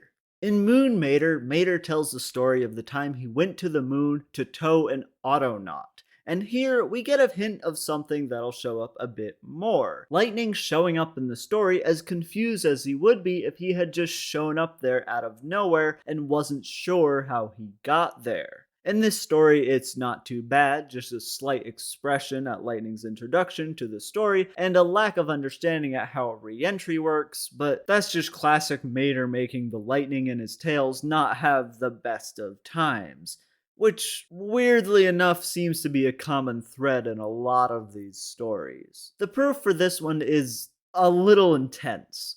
Roger, the space shuttle, shows up and says Houston has another problem, and then takes off in a way that should be impossible. This is made weirder by the fact that in Mater's tale, Roger takes off like he normally would, and also the fact that the space shuttle is not what brought people to the moon. So, I don't... See, when you consider that Cars 2 is technically a real thing that happened, the idea that Mater was an Autonaut for a day becomes a lot more believable. So I suppose that at least some of this story is true. It's just that's not how physics works. That's not how any of this works. Something is wrong here. Rescue Squad Mater. In Rescue Squad Mater, Mater tells the tale of when he was a fire truck, and then very clearly runs away with his story when he decides he was also a doctor and saved the life of Lightning, who was in the burning building Mater put out. Lightning does not have a good time in this story again, and is just generally in a lot of pain the entire time, which I feel like keeps happening, and I don't know why Mater keeps making that a part of the story, but that's okay. The falsehood of the story is so clear, especially since the proof is a GTO from the hospital scene showing up and everyone, including Mater, being just baffled. She says, "Hello, doctor," to Mater, but she's probably insane. or she just appeared out of nowhere after Mater told his story. Time travel Mater. This one has a lot, and I don't. The story Mater tells this time is the time he went back in time and convinced Stanley, the founder of Radiator Springs, to found Radiator Springs.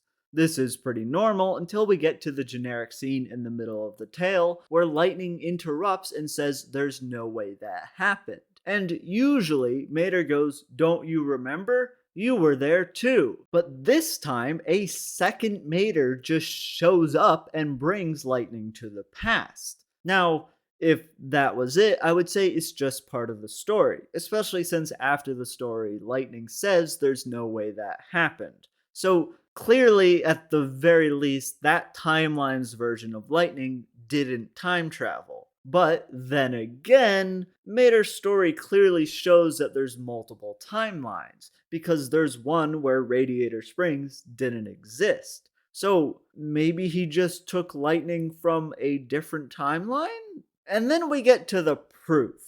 Lizzie. After Mater tells his tale, Lizzie shows up and thanks Lightning for introducing her and Stanley, which is pretty good evidence. Except Lizzie isn't all there. There's a decent chance she's just messing with Lightning after hearing Mater's tale from off screen, or since she doesn't remember things all that well, she thinks Mater's tale is true now that she's heard it because she doesn't remember what actually happened. Which, actually, now that I think about it, is really sad. Unidentified flying Mater.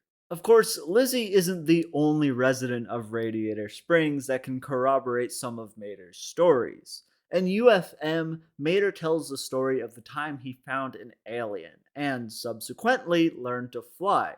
Again.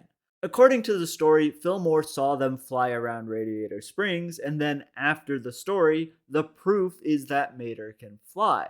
But again, only Fillmore sees it, and Fillmore is clearly always high, so he's probably not the most reliable of sources either. So I guess you decide if that's enough proof for you.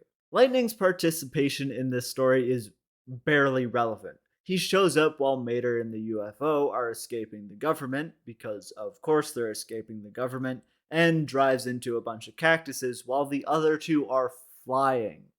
It's just so pointless. El Matador.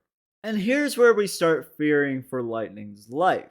The tale Mater tells this time is about the time he was a bulldozer fighter.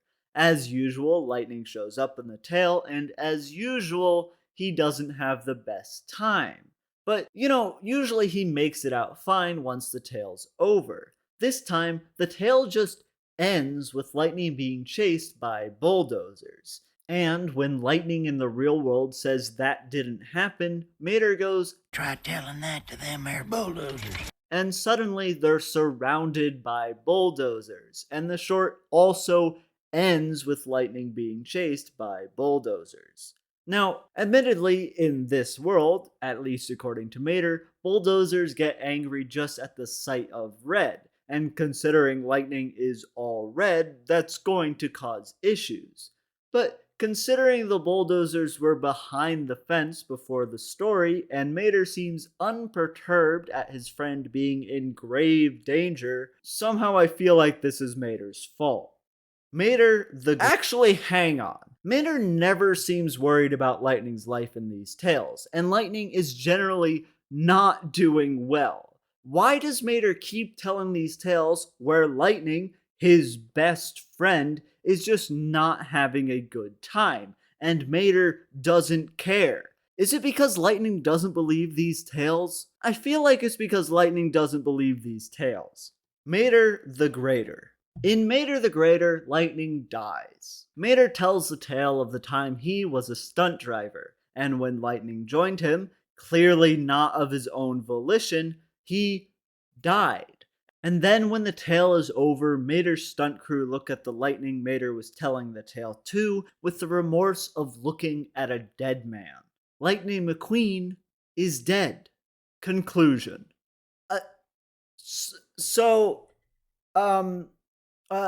Okay. Clearly, some aspects of these stories are real. Lightning at least met some of the characters that show up in his tales. And, Mater's a very likable car in this universe, so I could see him being able to convince these people he's met to trick Lightning into thinking that these things actually happened. There are a couple of issues with this, though. In Monster Truck Mater, Lightning seems to believe that he was a wrestler, even though he wasn't. Probably. Time Travel Mater is also just baffling because of how Lightning shows up in the tale, and Roger from Moon Mater, that's not how physics works. It almost seems like as Mater tells his stories, it becomes true. Almost like some of the most dangerous beings are those that do not know their own power. Some of the most twisted are those that pretend to not have power. Mater may be dumb, or he may just enjoy messing with the less powerful beings of the world of Cars. Trickster God or not, be careful, Lightning, as next time you don't believe, it may be the last thing you ever do.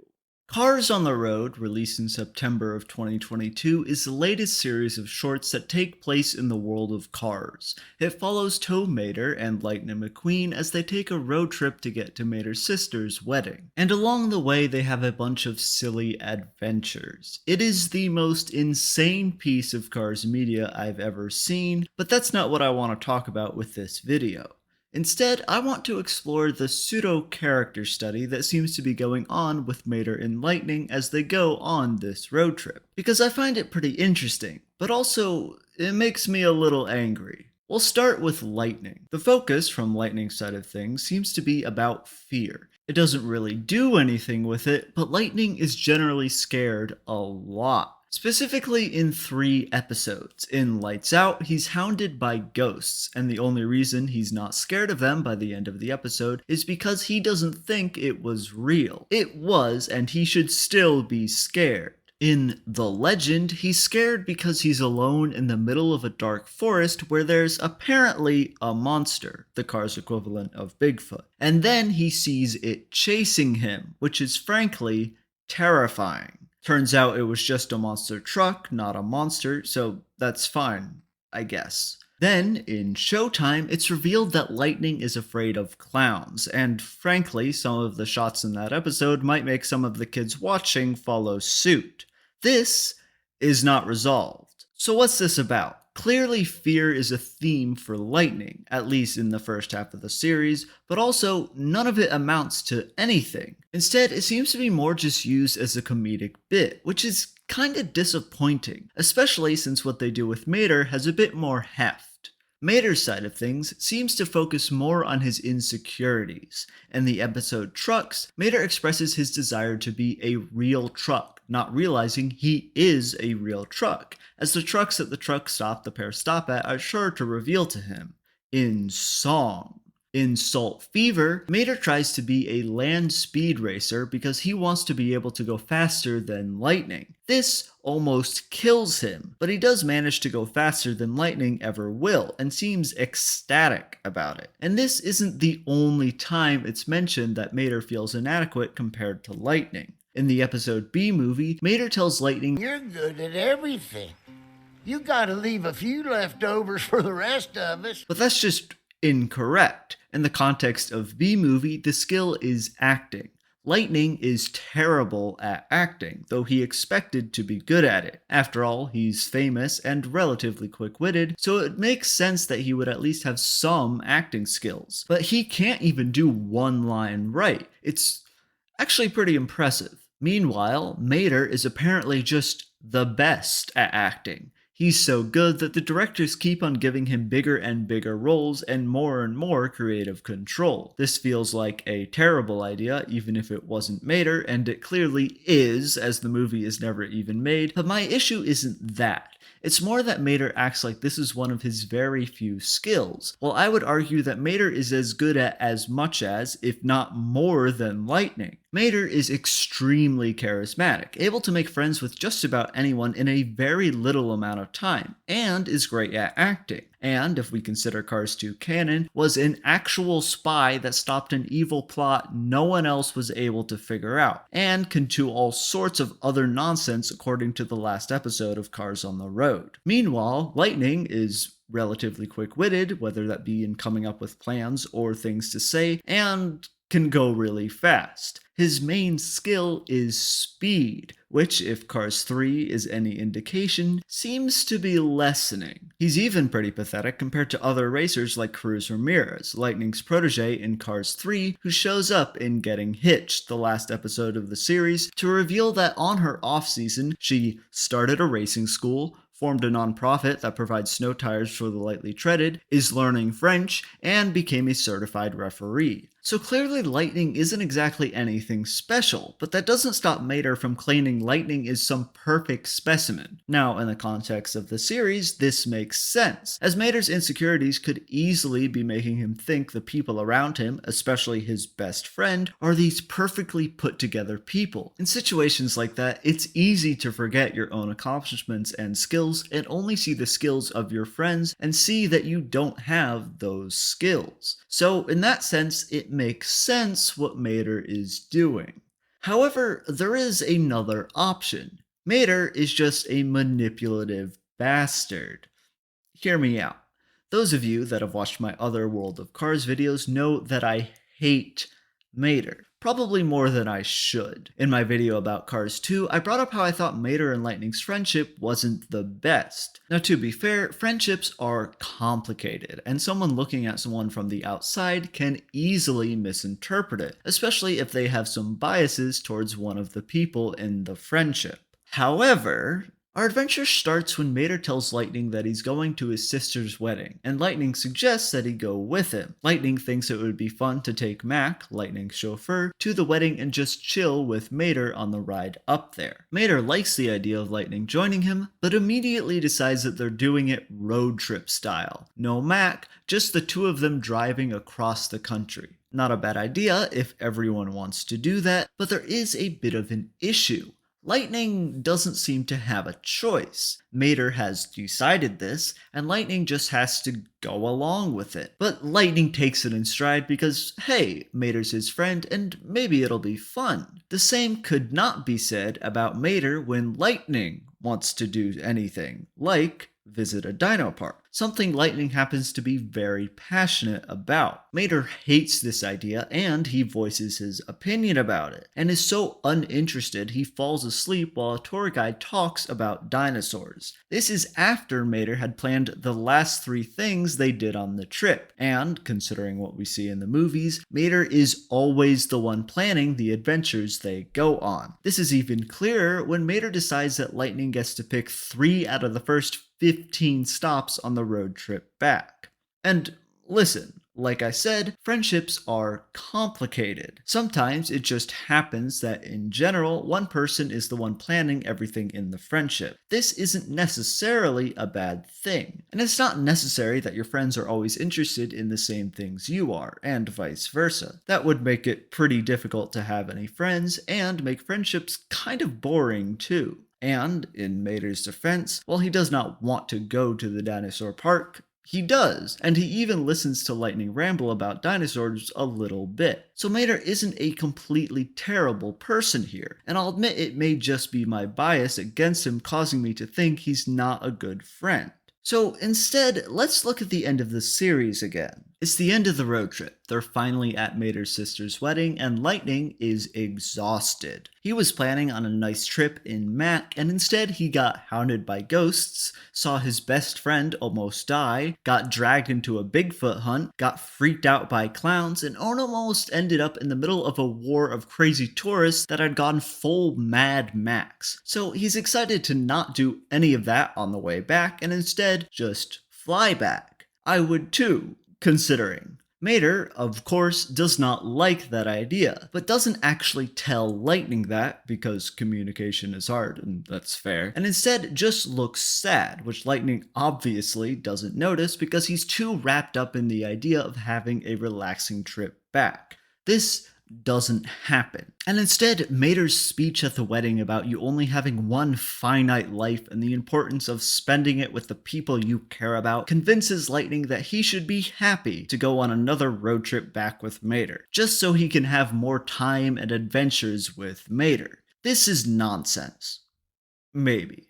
Anyone who's been on a long road trip knows that one of the staples of it is the part where the road trip is over and you don't want to see each other ever again, or at least for a couple days. The point of a road trip isn't to enjoy spending time with people, it's to realize how nice it is that you don't have to see these people all the time. Or maybe I'm doing road trips wrong. But here's the thing. By the second to last episode, Road Rumblers, Lightning and Mater are already having nonsense arguments, seemingly because they've been around each other constantly for too long. That squabble is quenched, but it's a good sign that this adventure should probably come to an end sooner rather than later. There's also another detail. Lightning and Mater's interests differ greatly. Sure, Lightning gets inspired by Mater's wedding speech to continue the road trip, but that doesn't remove the feelings of exhaustion he was having before the speech. While Lightning likely enjoys some chaos, or he wouldn't be doing the things we see him do with Mater in the movies, Mater is clearly the one that enjoys chaos more, while Lightning likes to enjoy the comforts of modern life more. And there's nothing wrong with that, on either side. But the idea that Lightning wouldn't be regretting his decision pretty quickly into the road trip back is laughable. So, from what it seems, Lightning is being dragged through life by Mater, who wants to do everything his way, and while Mater is allowed to be upset at not being great at things and almost getting himself killed because of it, Mater has decided that Lightning is not even allowed to feel bad about not being good at something that he would have expected to be good at. Not a great friendship, and I think Cars on the Road really shows that. But also, I'm biased against Mater. Disclaimer, everything talked about in this video is purely fictional. Any similarity to real world society is purely coincidental. Cars is a franchise about cars, surprisingly. Planes is a franchise about planes. The people who came up with these names are geniuses, and I'll never be able to be quite as amazing. But here's the thing. Cars and planes aren't just about cars and planes. They're about all kinds of vehicles, and that kinda starts to cause problems when you think about how each type of vehicle is treated. Let's look at something very simple, vehicle autonomy, and see what situations that gets us in. Cars seem to be the default vehicle. This makes sense considering the title of the series, so we'll start there. Cars have a decent amount of autonomy. They can drive most places that have any kind of flatness, even if most are better suited for actual roads, as cars generally are. They can't do some things, as they don't exactly have hands, though some similar vehicles like tow trucks do have an equivalent. But other than that, they don't need to ask for help or get different accommodations most of the time. The world also seems to be mostly built for cars. Most doors and buildings are for car-sized vehicles, which causes problems for vehicles like trucks, like Mac in Cars, who is so disrespected that his name is literally just the type of truck he is. Trucks almost have all the autonomy of a car, except nothing is built for their size, so they can't really get into most buildings or down a lot of roads. Trucks would be completely fine if there were any kind of accommodations for them, but there aren't, to the point where they sleep outside. They don't even have little hotel things for them when they're driving across the country. That's kind of messed up. Things start to go real downhill from here. Next up is planes. Planes have about as much autonomy as cars and trucks, except they just straight up can't go to most places because they're too big. Even small planes like Dusty in Planes aren't exactly seen on the road. This would be fine, after all, they're planes and they can fly. Why would they want to drive around except for the existence of airports? Airports are the only place where planes can take off and land, and they don't seem to have much existence outside of airports. There are a few instances where planes are not seen in hangars or about to take off, but those are mostly in the stands of plane races, or, in rare cases, parties. So planes should have a lot of autonomy, as technically they're not as restricted in terms of movement and the ability to do things as cars, but they don't. One would presume mostly because of their size and them seeming to only be allowed to fly everywhere. This becomes a major issue in cases like what sets off the plot of Planes 2, where Dusty's airport is threatened to be shut down because the fire truck for the airport is too old, which would make Dusty literally homeless and not even be able to visit the area because he's not allowed to land there. Helicopters are pretty similar to planes, but technically have slightly more autonomy than planes, which makes sense because they don't technically need a runway. We know this because we see them in places that aren't airports or plane races, like car races, as employees. Listen, I'm not saying they have a lot more autonomy, just that they have a little more. They also lose some autonomy because they can't even drive around on the ground. They have to fly. Just like blimps, who, besides the fact that they're even harder to land, probably would have about the same amount of autonomy as planes and helicopters, and whatever other flying vehicles you can think of, including possibly satellites. Satellites exist, but considering that they're only ever mentioned and we never actually see them, who knows if they're alive or intelligent or anything. We're gonna hope they're not, because being stuck in space for your entire life is just sad. Then there's boats. Now, boats are interesting. We don't see a lot about boats, but we do know they are intelligent. We know this because of the many boats we see through Cars 2, who talk. Now, of course, talking doesn't necessarily mean intelligence, but it's a pretty good indicator. But then things get weird. See, in planes, there's an aircraft carrier, the USS Eisenhower. Now, there's a lot of things wrong with that. First, it's an aircraft carrier, which means it's literally the home of a bunch of planes. That's already weird. But then we look at the fact that it's literally named as a pun of the USS Eisenhower, which presumably means it was named after a president, and also has the title USS. Now, if the Eisenhower is intelligent, none of this seems okay in the slightest. But it might not be. After all, the few times we see it, it doesn't talk at all, and no one talks to it either, which either means no one wants to talk to it, we just aren't shown it talking, or it's not intelligent. However, it's also wearing a hat, which would imply intelligence. I'm going to choose that it's not intelligent and someone just put a hat on it like you might do with an animal, because that's the least upsetting version. This kind of works as it is an extremely large boat. We have extremely small cars, bug-sized, act like bugs,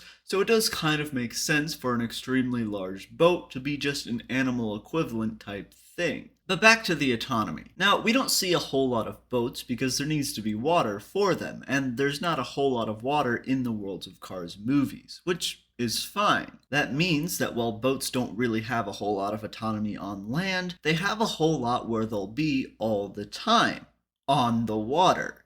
Technically, they have even more autonomy than cars, as cars are mostly restricted by roads, whereas boats can more easily go anywhere on the ocean.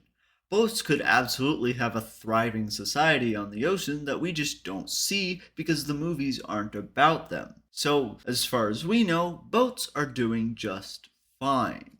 What aren't doing fine are the trains. Trains, as far as I'm concerned, have it the worst. While the world might not be built for other vehicles, at least they aren't confined to a track, and that's their entire life. Trains, on the other hand, it's a train. That's how trains work. Better yet, the few trains we see are solely for moving cars, which means they're built for a purpose, and that's it. Now, admittedly, even some cars are built for a purpose. Lightning is a race car, and that's all he'll ever be. Doing what you're built for is part of the main plot of planes, technically.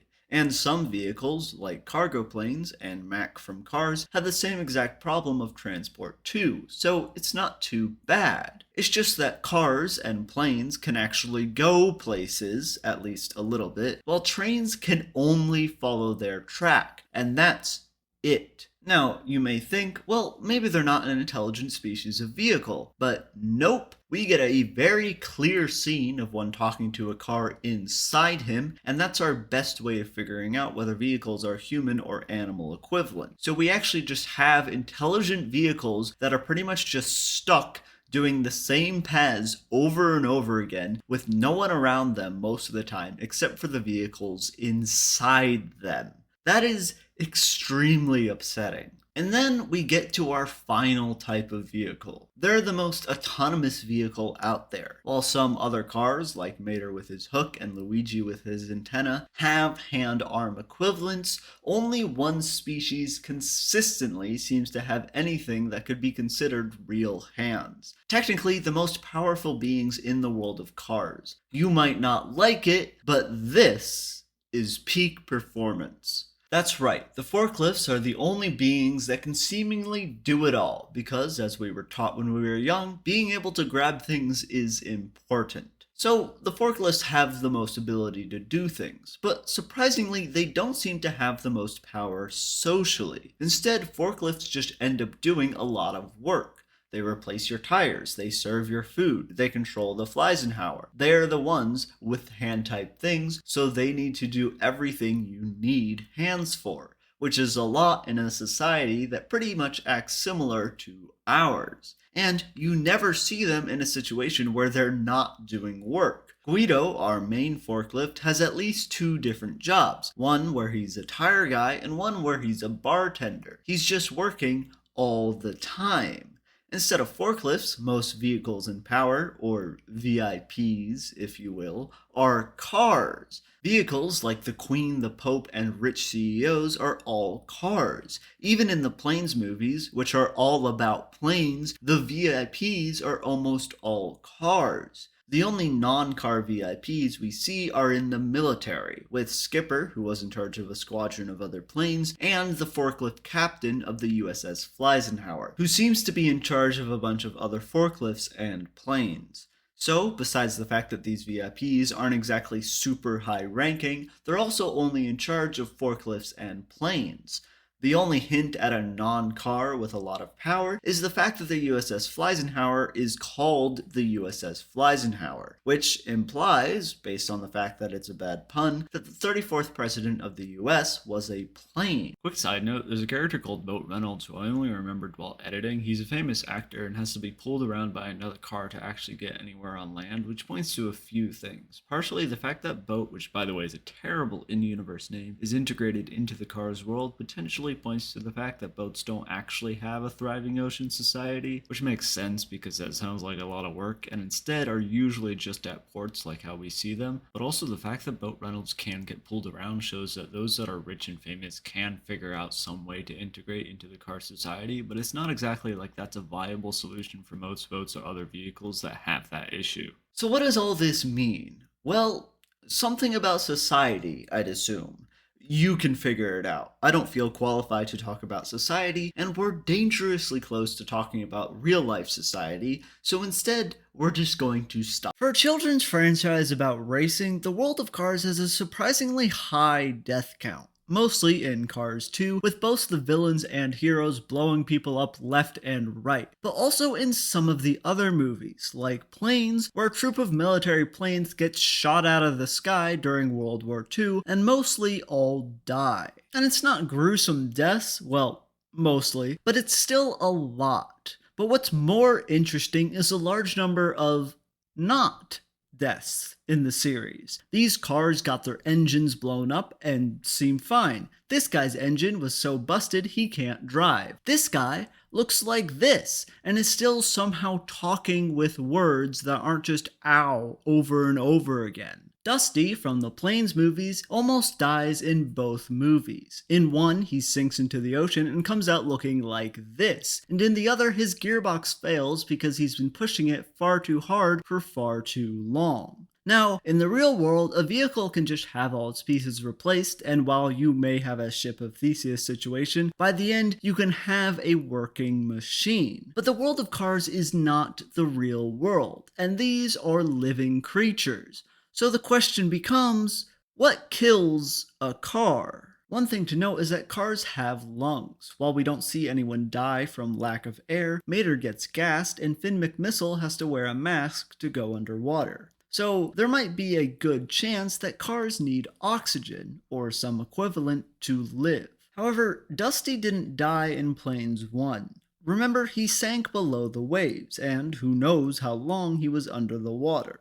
Now, I'm not an expert on drowning, but I'm pretty sure it doesn't take that long. What would probably take a bit is finding a tiny plane lost in the middle of the ocean. So while air seems important, a lack of it is not necessarily life-threatening, as is a lack of a working engine. Like I said before, Cars 2 shows this pretty well. First, with this guy whose engine is busted and for some reason keeps trying to drive, but does manage to talk and seems pretty fine. And of course, there's all these guys whose engines blow up and seem fine. However, of course, a big enough explosion will kill a car. This makes sense. A big enough explosion will also kill me. We see this especially with the American spy in Cars 2, who gets captured and gets his engine blown up, but because reasons, that explosion is bigger than the others and he dies. And while I suppose it's not technically confirmed, presumably all these guys died too. And Mater has a bomb on him which, if it had gone off, would have killed everyone around him. And it's not just explosions. Fire, and presumably just general massive damage to the mechanics of a car, will probably kill it. Just like how Blade from Planes 2 seems to be dying due to fire damage to his hydraulics, which doesn't sound like something that should destroy the rest of a vehicle, but to be fair, I know less about the internals of vehicles in the real world than I do about the internals of humans. But that brings us back to car parts. Just like in the real world, vehicles can get their parts replaced, or, in some cases,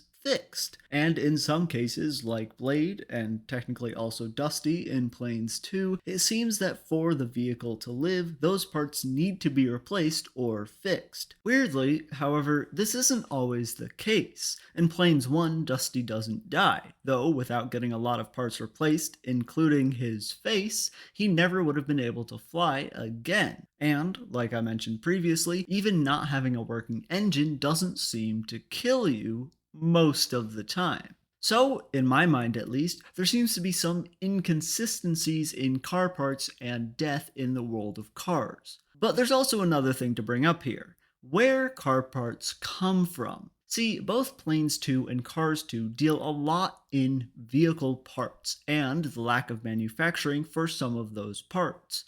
In Planes 2, Dusty's gearbox is about to bust, and if he tries to race again, he's going to die from it. At the time of the movie takes place, his specific type of gearbox is out of production. Long since discontinued. Can't even remember the last time I saw one. And Dusty and his friends spend the entire movie calling in as many favors as they can to try to find if there's a gearbox tucked away in storage somewhere. Now, this already brings up some weirdness. Mainly, why are those parts not being manufactured? Dusty is pretty young, so it seems odd that parts for him are not only already out of production, but have been for a long time. But, maybe it's just because in general, planes of Dusty's model are crop dusters and such, and thus don't usually need to get their gearboxes replaced because they're not exactly doing intense flying. Dusty is an anomaly, and just because he's famous doesn't mean the part manufacturers would keep making parts for his model just because some maniac decided not to do what he was built for. That's not a viable business decision. That argument does not work in Cars 2, where a main motivation for the villains of the movie is that they keep having broken parts and keep needing them replaced. The cars are lemons, or cars that have manufacturing problems and thus keep breaking down. And for some reason, there's nothing that causes them to go and have better parts that don't break down get made. Now, I may be showing my lack of car knowledge here, but hear me out. These are oil tycoons. They are extremely rich. They are rich enough to look nice and just get casually pulled around by tow trucks.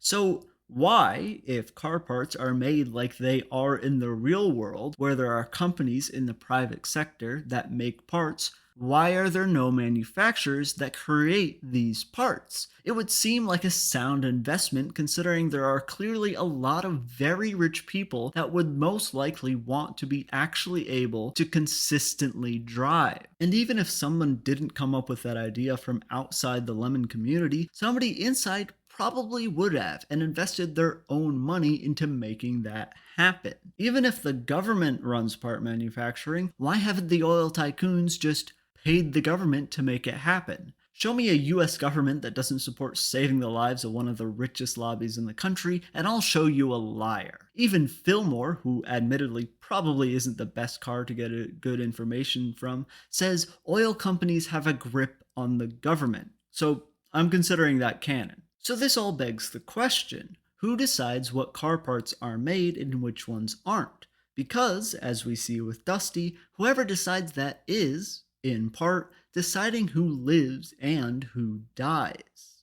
But if we're looking at where car parts come from to see how they die, it may be beneficial to look at the other end of a car's life and try to figure out how cars are made in the first place. This is even harder than trying to figure out how to kill a car. I mean, how cars die, but let's go through it. Cars have mothers. We see this with Francesco from Cars 2 and his mom, who, interestingly enough, is an older Formula One model, the same type as Francesco, and the fact that Lightning calls Crew's mom as a joke in Cars 3. They also sometimes have uncles, as is the case with Luigi's uncle in Cars 2. They even have siblings. Often, this seems to come in the form of twins, like the twin fans of Lightning that flash him in the beginning of Cars 1, or the twin plane henchmen in Planes 1. But in Cars on the Road, a series that will become increasingly important as this video goes on, we see that not all siblings are twins, and, even weirder, they don't even have to be of the same type of car.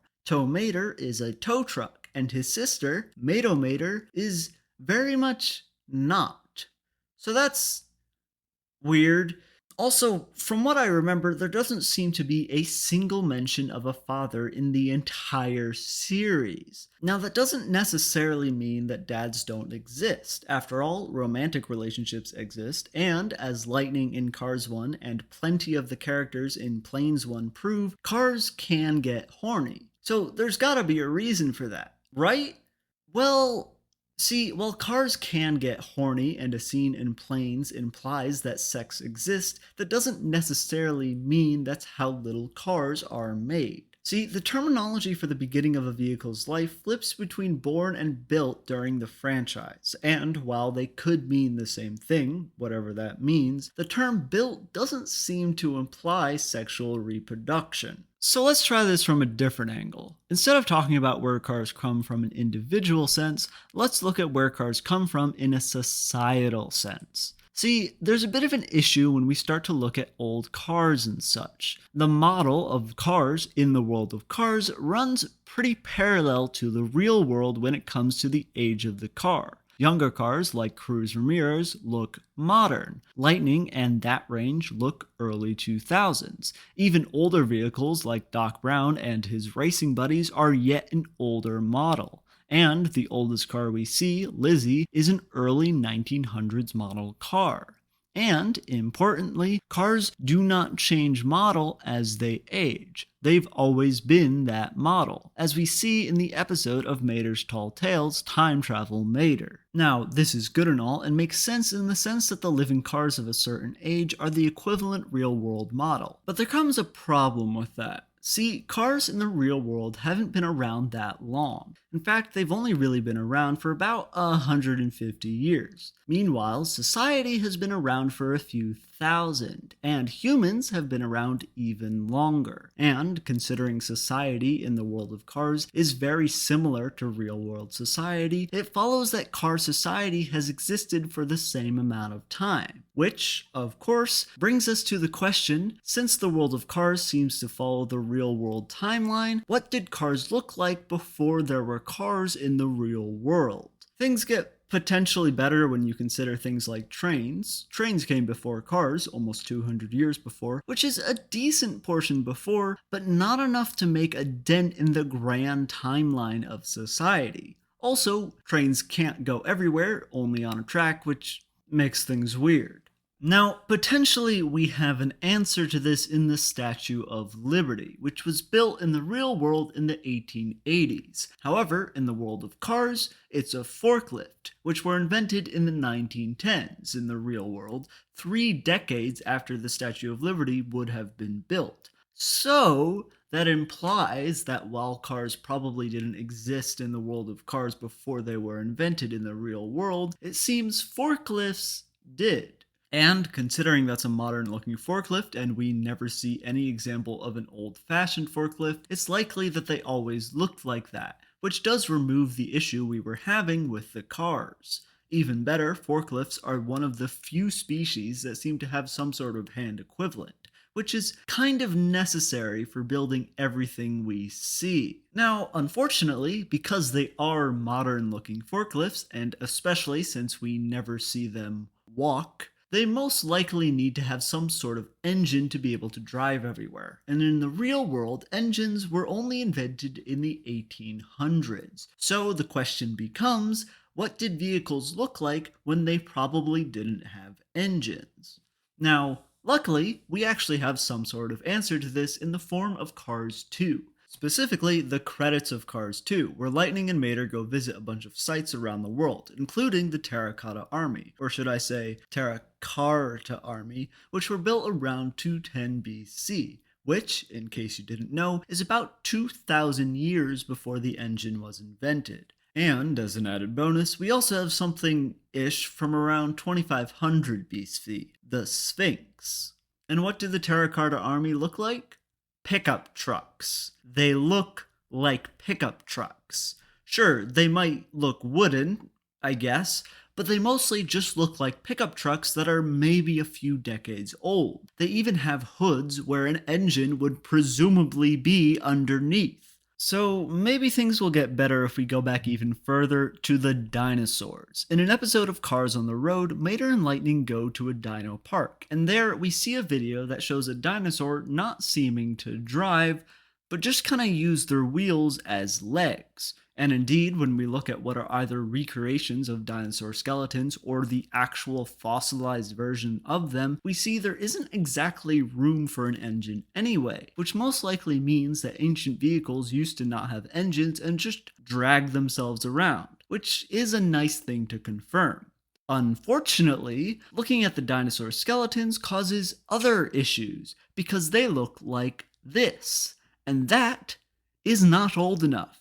Like, it looks old, but that's mostly just because it's rusted. It doesn't look prehistoric old. Besides the fact that it looks like it's made out of sheets of metal, it has suspensions. Who is manufacturing suspensions in dinosaur times? And this also brings up a general point about animals in the world of cars. They exist as vehicles, which, while this makes sense from the perspective of this world would be even weirder if the animals were normal and the human equivalents were cars, the fact that they are vehicles means that someone, or something, is manufacturing vehicle parts for animals, or at the very least, building the animals, or whatever happens at the beginning of these creatures' lives. And while there's a chance that animal vehicles in the present day were created by human vehicles, especially since the deer of today seem to be almost the same species as cow equivalents, that doesn't work when we consider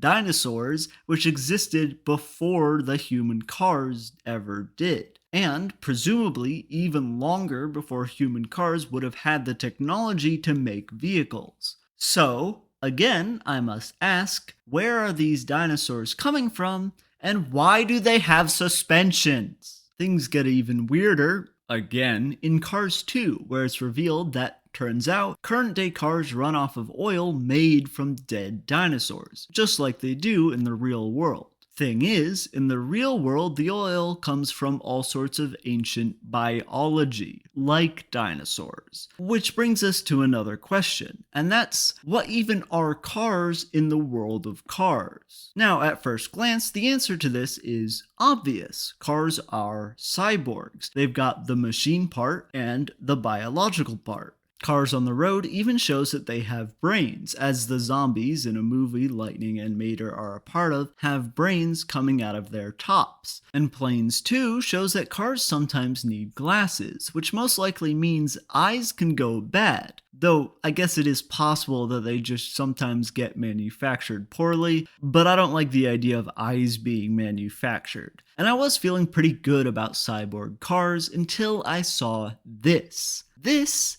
is a slab of wood with some paper and some googly eyes. Not only does it not have meat, there's nowhere for the meat to even go. And it has little child slabs of wood to parent too. But then again, the slab of wood is technically biological. It's just not animal. It's just generally, as far as I know, trees, like the ones we see in the world of Cars, don't have the ability to move around like animals do. Things get even worse when you start to look at the outsides of cars, part of the machine part, and see how they morph and twist with the vehicle's movements. And sure, maybe a really well-made cyborg could have that, but that still doesn't explain the dinosaurs. Because here's the thing, we see what current day cars think the dinosaurs looked like, and there's no biology there. And while it's possible that's a joke about what people thought dinosaurs looked like for a long time in the real world, with barely any muscle and fat, presumably they still thought there was something under the skin, because we have general rules about biology. So presumably, whoever in the world of Cars came up with how dinosaurs look would also know what's necessary for a vehicle to function and live. So if dinosaurs don't seem to have biology, besides the fact that the guy in Cars 2 was either lying, which considering he was the antagonist would make sense, or just didn't know better, and oil in the world of Cars is actually just plants, like most of it is in the real world, I'm pretty sure, that means that it's impossible for the vehicles in the world of Cars to be cyborgs. Which means we have to look at some videos I haven't actually mentioned in this series yet. There's a series of short videos that take place in the world of Cars called Cars Tunes, and one of them is a story where Lightning and a bunch of hooligans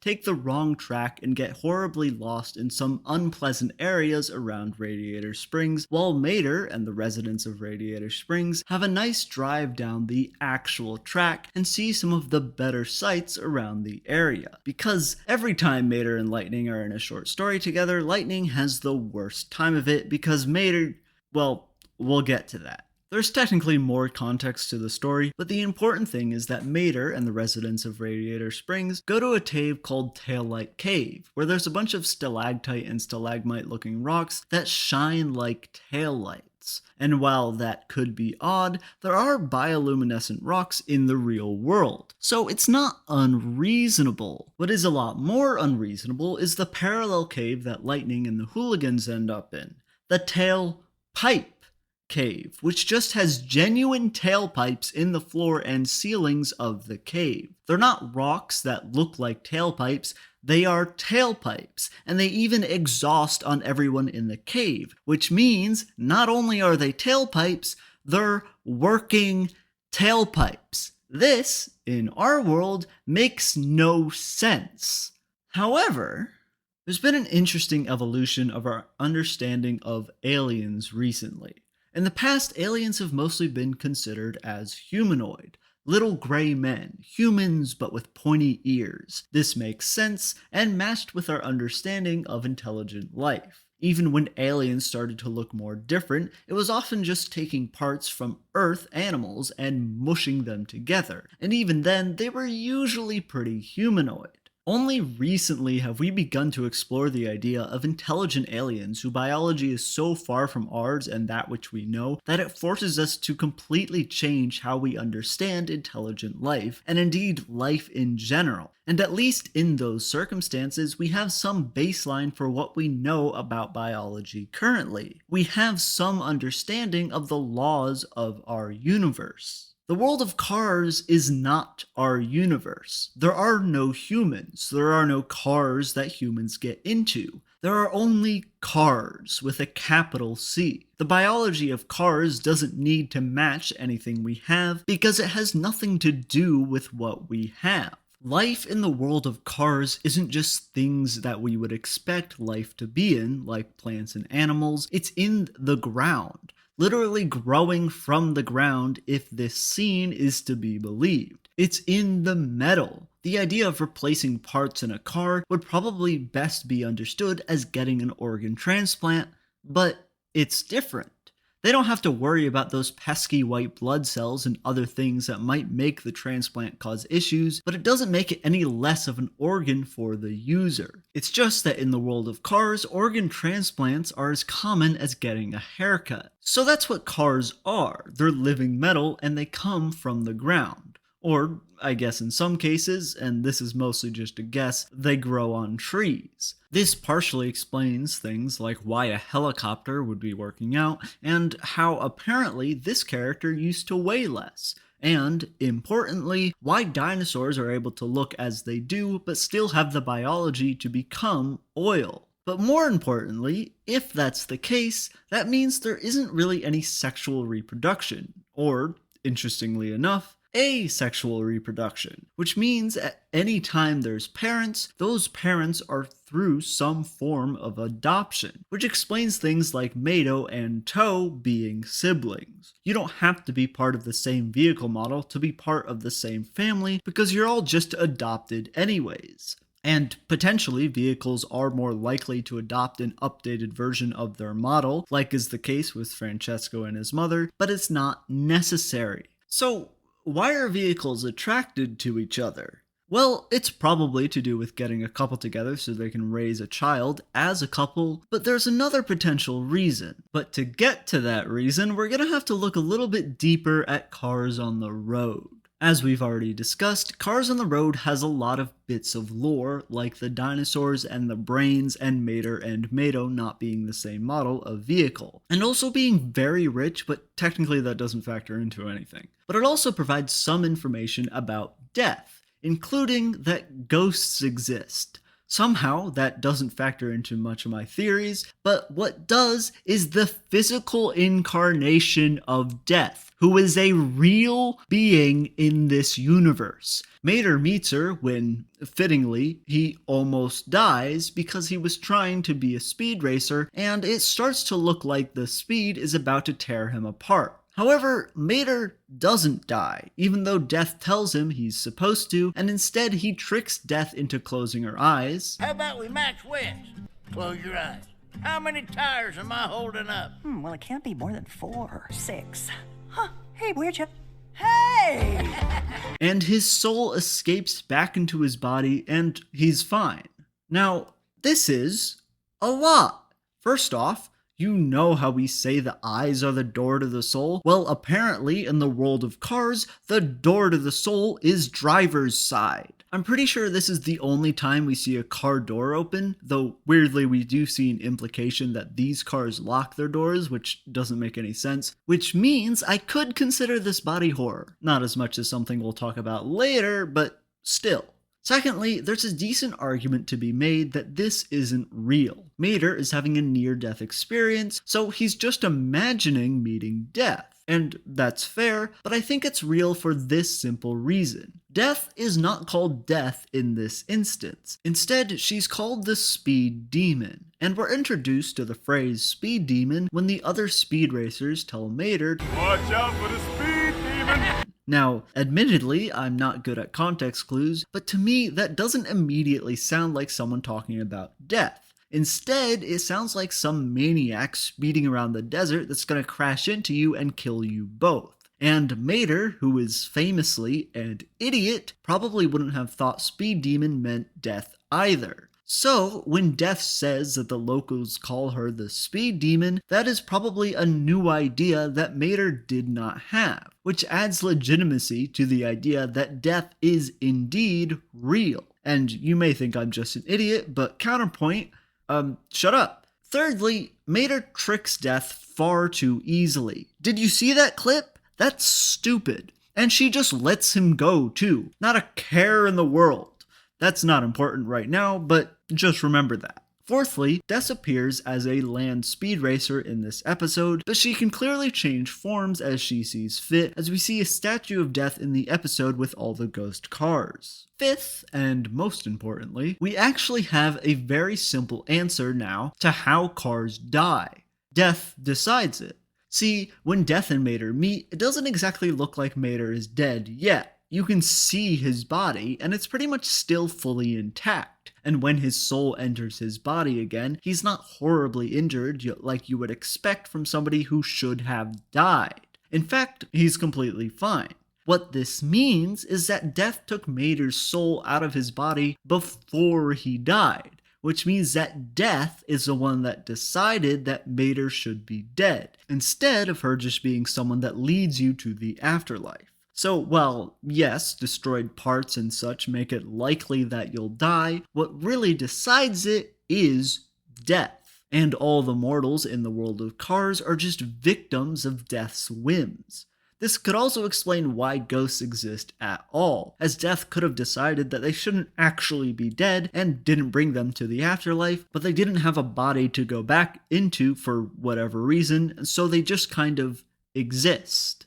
So the existence of death does provide a nice, easy answer to our initial question, but her existence also opens up a massive can of worms that is the existence of godlike beings in the world of Cars. And frankly, this actually makes our life way easier, almost to the point where it feels like cheating. But hey, I wasn't the one who introduced the physical incarnation of death to the world of Cars. While there are probably many more, I consider there to be 4 godlike beings that we see or hear of in the Cars movies and shorts. We've already mentioned death, and as death takes care of the end of someone's life, it makes sense to think about the beginning of someone's life, or, more specifically, who makes, or should I say, manufactures the vehicle's parts, as that's something else we never figured out. Enter the manufacturer. Now, admittedly, this one's a bit of a stretch, but when Mac finally finds Lightning in Cars 1, he says, "The manufacturer," which, in a meta sense, is clearly a play on thank God, which means there is at least the concept of a god called the manufacturer. Now, because the Pope also exists in this universe, that means that it's possible the manufacturer is in fact just the name of the Christian god in this universe, and I may be a Christian, but having a discussion about whether or not the Christian god exists in the world of Cars is just a bit much, so instead I'm just going to assume the manufacturer is just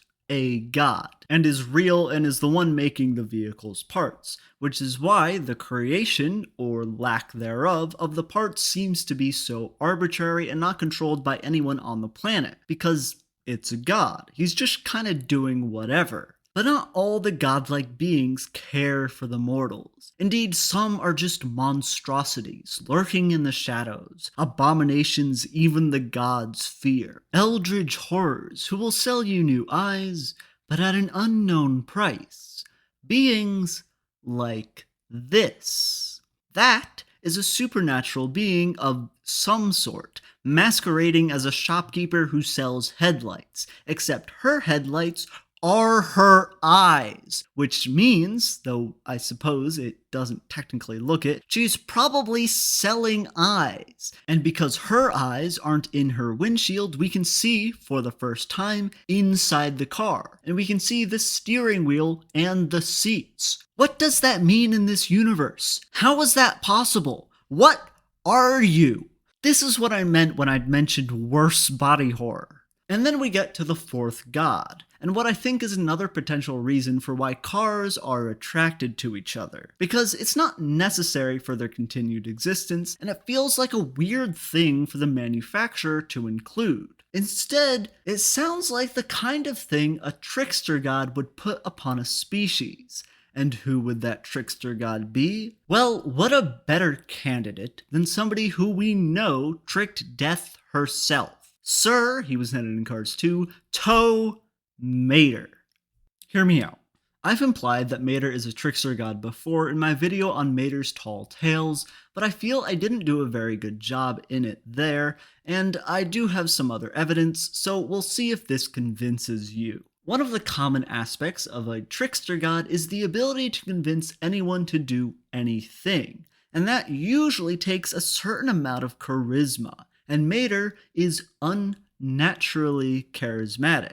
He just befriends kind of whoever, like a gang of Sasquatch hunters, in a very little amount of time. And even those he doesn't befriend, like Death, he still manages to trick or otherwise convince to do his bidding. Death is tricked far too easily, yes, like somebody who's being supernaturally swayed, but she also just lets Mater go after he tricks her, too. She could have stopped him. She's Death. But the short conversation they have convinces her that actually Mater can stay alive. Sure, that probably won't cause issues, but charisma does not make a man a god. Luckily, Mater also proves he has a much weirder power. That of the meta. In the end credits of Cars 1, Mater lip syncs to a non-diegetic song while looking directly at the camera. And while it's not necessarily the best evidence, the idea that he knows he's in a fictional universe does potentially explain Mater's tall tales a little bit. Because in Mater's tall tales, Mater is clearly telling stories that weren't true before he started telling them, but using his storytelling, he can make the lines of reality extremely blurry, causing him to suddenly be friends with the space shuttle, and know how to fly, and be a famous wrestler, and know how to fly, and a bunch of other silly things that sometimes Lightning ends up thinking is real and that he was a part of too, even though seconds before he was telling Mater there's no way it happened. And indeed, Lightning does seem to be the main victim of Mater's tricks, something that I've brought up throughout this entire series. And while it may be very in character for Trickster God to mess with one person for an extended period of time, it is odd that Mater doesn't do more. Now, I realize this is starting to sound like wild, unsubstantiated speculation, but in my defense, I've been obsessing over this franchise for the past 2.5 years, and I am losing my mind. And don't worry, it's gonna get worse. See, you may be thinking Mater is clearly mortal. Indeed, the reason he meets Death is because he's about to die, and he doesn't even know who Death is. He also is terrified of that thing, though frankly I think every being in the world of Cars is terrified of whatever that is. The point is, that makes him being a god a bit questionable. Now, there's two options here. Technically 3, but we're too far gone to consider Mater as just a normal car. First, Mater could just be a demigod and not a full god, and thus while he has incredible powers, Death still comes for him. Or, in a similar fashion, Death comes for all, and being a god doesn't change that. Or, sometimes in mythology, gods are punished by being turned into mortals, though they retain some of their power. So, consider that potentially Mater caused Cars to be horny because he thought it would be funny, even though there's actually no reason for it, and thus was punished by the manufacturer and turned into a mortal for a very long time. And because he's immortal, he doesn't remember everything about being a god, including who all the gods are. But he remembers enough. So when he meets Lightning, a car who is just so horny, he sees the fruits of his trickery and decides, why stop there? Why not mess with Lightning even more? But that's just me spitballing, really.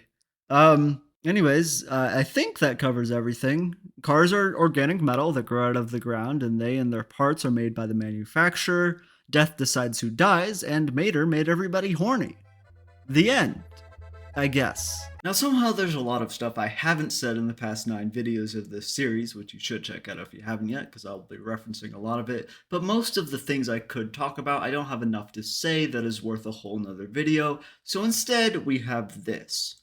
We'll start with a classic, the Pixar theory. The Pixar theory states that all movies Pixar made are in the same universe. This, of course, includes the Cars trilogy. Now, I'm not going to go into the Pixar theory too much here because there's plenty of stuff about it, and the Pixar theory could take its own series to talk about, but I do want to bring up one thing. Around the same time I watched the Cars movies, I also watched The Love Bug from 1967, which is about a car that's alive in a normal world. In that movie, a character goes on a monologue about how some electric things, like cars and traffic lights, might be alive, and how the reason they would be alive is because we've pretty much made them smarter than people, and people put so much effort and care into them, so they start to think they are something. I'm paraphrasing heavily, and I would love to show the entire clip, but I don't think YouTube would be too happy about it, because it's a decent clip, so instead I'll put a link to it in the description. Now, the reason cars are alive in the Pixar theory is because of human emotions, or at least this mysterious energy that comes from humans. It's the same reason toys are alive in Toy Story. Now, admittedly, I'm describing this terribly, but the point is that the explanation for cars in the Pixar theory and the explanation for the love bug are pretty similar. So, my theory is the love bug is a prequel to Cars. Yeah, it's a stretch, but man and bulldog. So there's a lot of times in the movies where words that reference things that aren't in the world of Cars are mentioned. Man is used a lot, especially by Fillmore. There's a character in Planes called Bulldog. There's also a bumper sticker in Cars that says, "I got my kicks in Radiator Springs," which would imply feet. So what does this all mean? Well, you could go into the whole Pixar theory idea of people used to exist as these things are just references to the past, but what if I instead ignore them and just said they were random terms that didn't actually mean anything in the world of Cars? Like, come on, you don't have to go into every little thing in the world of Cars. That'd be ridiculous. Car biology. I talked a little bit about the biology of cars when talking about life and death of cars, but there's a bit more I could talk about that didn't really fit in there. But here's the thing about car biology. It's not going to make sense. They have all the parts of a car and most of the organs of a human too. There's not enough room in there for that to happen. Even stuff outside of the car isn't going to make sense. I mean, look at side view mirrors. Apparently, they let the car see behind them, but it's not like their eyes, which are their windshields, can see the side view mirrors. It doesn't make any sense, and that's okay. That's an established thing in the world of cars, that's just how side view mirrors work, so we accept it. Like we apparently just accept that this car has GPS, though I don't know how he possibly could. What we don't accept as much is the whole headlights situation. In general, headlights are just things that let cars see in the dark. But then we have the twins, who literally flash lightning. Hate that. Which has connotations for what headlights are and makes other cars using them normally a bit weird. There's also a scene in Radiator Springs 500½ where Mater is wearing coconuts on his headlights, which continues that implication. Also makes the fact that Lightning doesn't have real headlights and Mater lost a headlight pretty weird. Speaking of vehicles doing things to their bodies, there's a car in Planes 1 that has got his parts changed around so much that he now can turn into a plane. Though, turning him into a plane also turns him into a completely different person canonically. And admittedly, I have no evidence for this, but I feel like those parts used to belong to a living plane, and that personality is that plane still trying to exist. Cars also rust. They rust so much that Lightning's sponsor is an anti-rust cream. It feels like it's advertised as an anti-aging cream, which, I mean, yeah, I guess that makes sense. What doesn't make sense, though, is Lightning seems to act like rust is contagious, which is a little weird, though it may just be that in that scene, Lightning was still a stuck-up brat. So, speaking of rust, there's an extremely rusty character in Cars. So rusty that he is constantly shedding rust wherever he goes. His name is Fred, and he also loses his jaw, which makes things real weird because obviously they're not going to show a loose tongue just on the floor or hanging out from the top of his mouth because this is a kids movie, but also generally cars don't actually have anything behind their lower bumper, but he does have a tongue when he has his jaw. This scene is also after he loses his jaw the first time, so I guess he got it back, which is good, but like, where'd his tongue go? Where did the rest of his mouth go? Did he get a replacement tongue? I don't have answers for this, I just figured I should bring it up. Then there's the whole animal situation, I guess I should mention, where some vehicles like tractors and tiny planes and tiny flying cars are considered animals, but others, like all the characters we follow around, aren't. I don't really mind that some are considered animals. In our world, everything is a carbon-based life form. In their world, everything is just a carbon-based life form. Car food and digestion. So cars need gas to drive. They don't need gas to move, so technically they could walk, I guess, or jump, but they couldn't drive.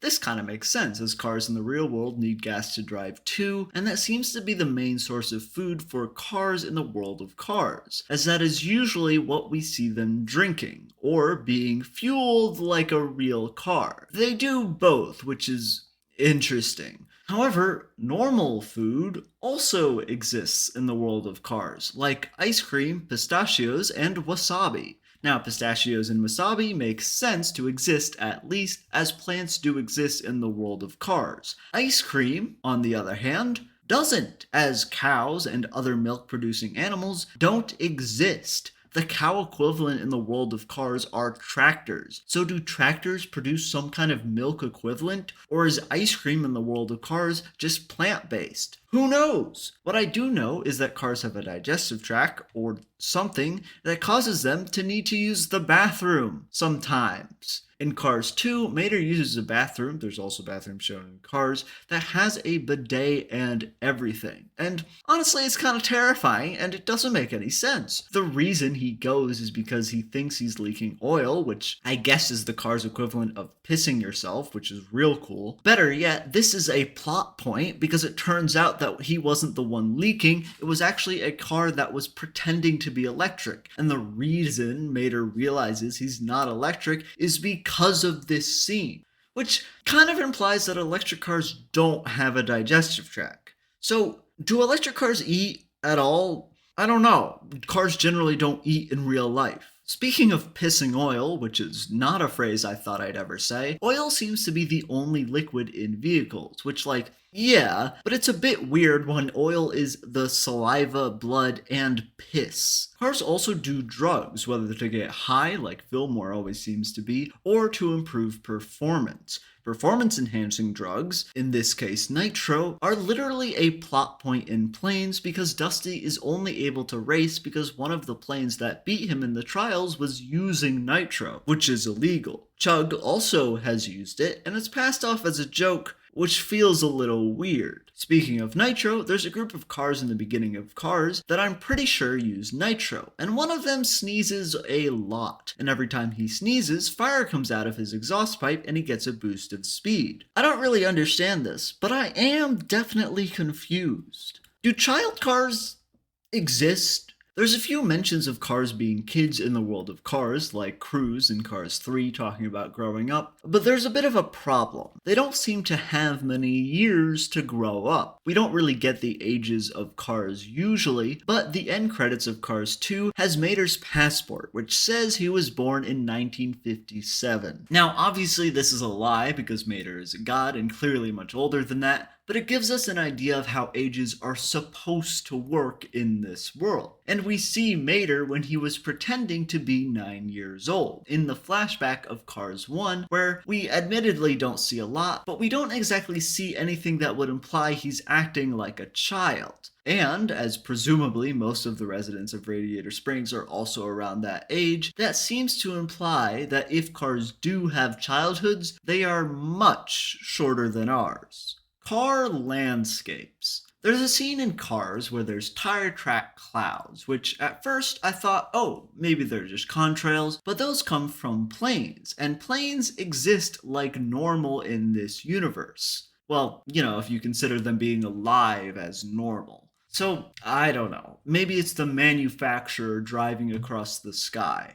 Speaking of big cars in the world, there's a lot of mountains and such that look like cars in this world. And while sure, they may just be massive carvings, considering that I now think that cars grow out of the ground, it is possible that those are actually giants slowly growing out of the ground, ready to pop out and destroy everyone.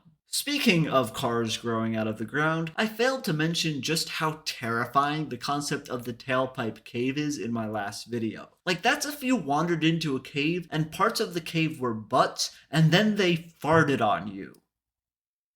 Okay, that doesn't sound very terrifying, but it would be. Equivalents. Sometimes there's a discussion about what the human equivalent of tires or paint is, but the thing is, they're cars. They don't need to have an equivalent.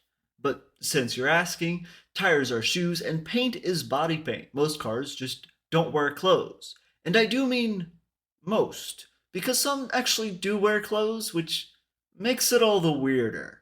Lightning's track, get it, record. Lightning has won a total of 2 races on screen, and both of them were at the beginning of Cars 3. And we're supposed to believe he's one of the best, right? I mean, sure, it's mentioned that he's won other races, like the 4 he had apparently won at the beginning of Cars 2, but we didn't see those, so do we really know those happened? I'm joking. I don't actually expect Lightning to win races in the movies, as that wouldn't be as interesting. I just think it's funny. Dipper the Creep. Dipper of Planes 2 is a bad character. I didn't really mention her in my Planes 2 video because I was too busy complaining about Dusty being a bad character, but she's awful. She's a massive fan of Dusty in like a parasocial way and keeps acting like they're going to get into a relationship, though Dusty is clearly uncomfortable every time she brings it up, and it's all just played as a joke. Absolutely awful. Whoops, no dinosaurs. Alright, so apparently dinosaurs did not become oil, so that part of my last video was wrong, I guess. But I don't think that actually changes too much of my theory, so whatever. A conclusion of sorts. Back when I started this series, it was an attempt to get myself to stop talking about the world of cars so much to my friends by getting all my thoughts about it out here in some kind of format. And well, I think I did that. See, I figured if I was going to make this series, I should do it right. And doing it right meant watching all the movies again and taking notes on them. Now, here's the thing. I don't actually love the Cars movies. I just find the world to be very interesting. If you've seen my reviews of the movies, you've probably noticed that I didn't really call any of them really good. And turns out, watching a movie you don't really like in the first place to take notes on it is not a fun experience. Admittedly, it's probably not a fun experience on a movie you really like either, but my point is that Cars 2 is a garbage movie, and it took me literal weeks to finish watching it again while taking notes because I just couldn't handle dealing with it. Now, that's not to say I didn't have fun with this. I did enjoy it, especially when talking about the lore and theories I had and trying to come up with those ideas in the first place.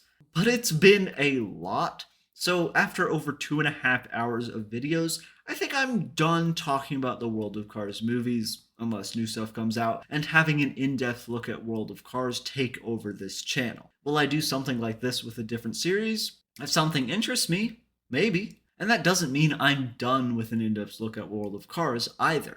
After all, I do own a Cars video game, so I might as well review it.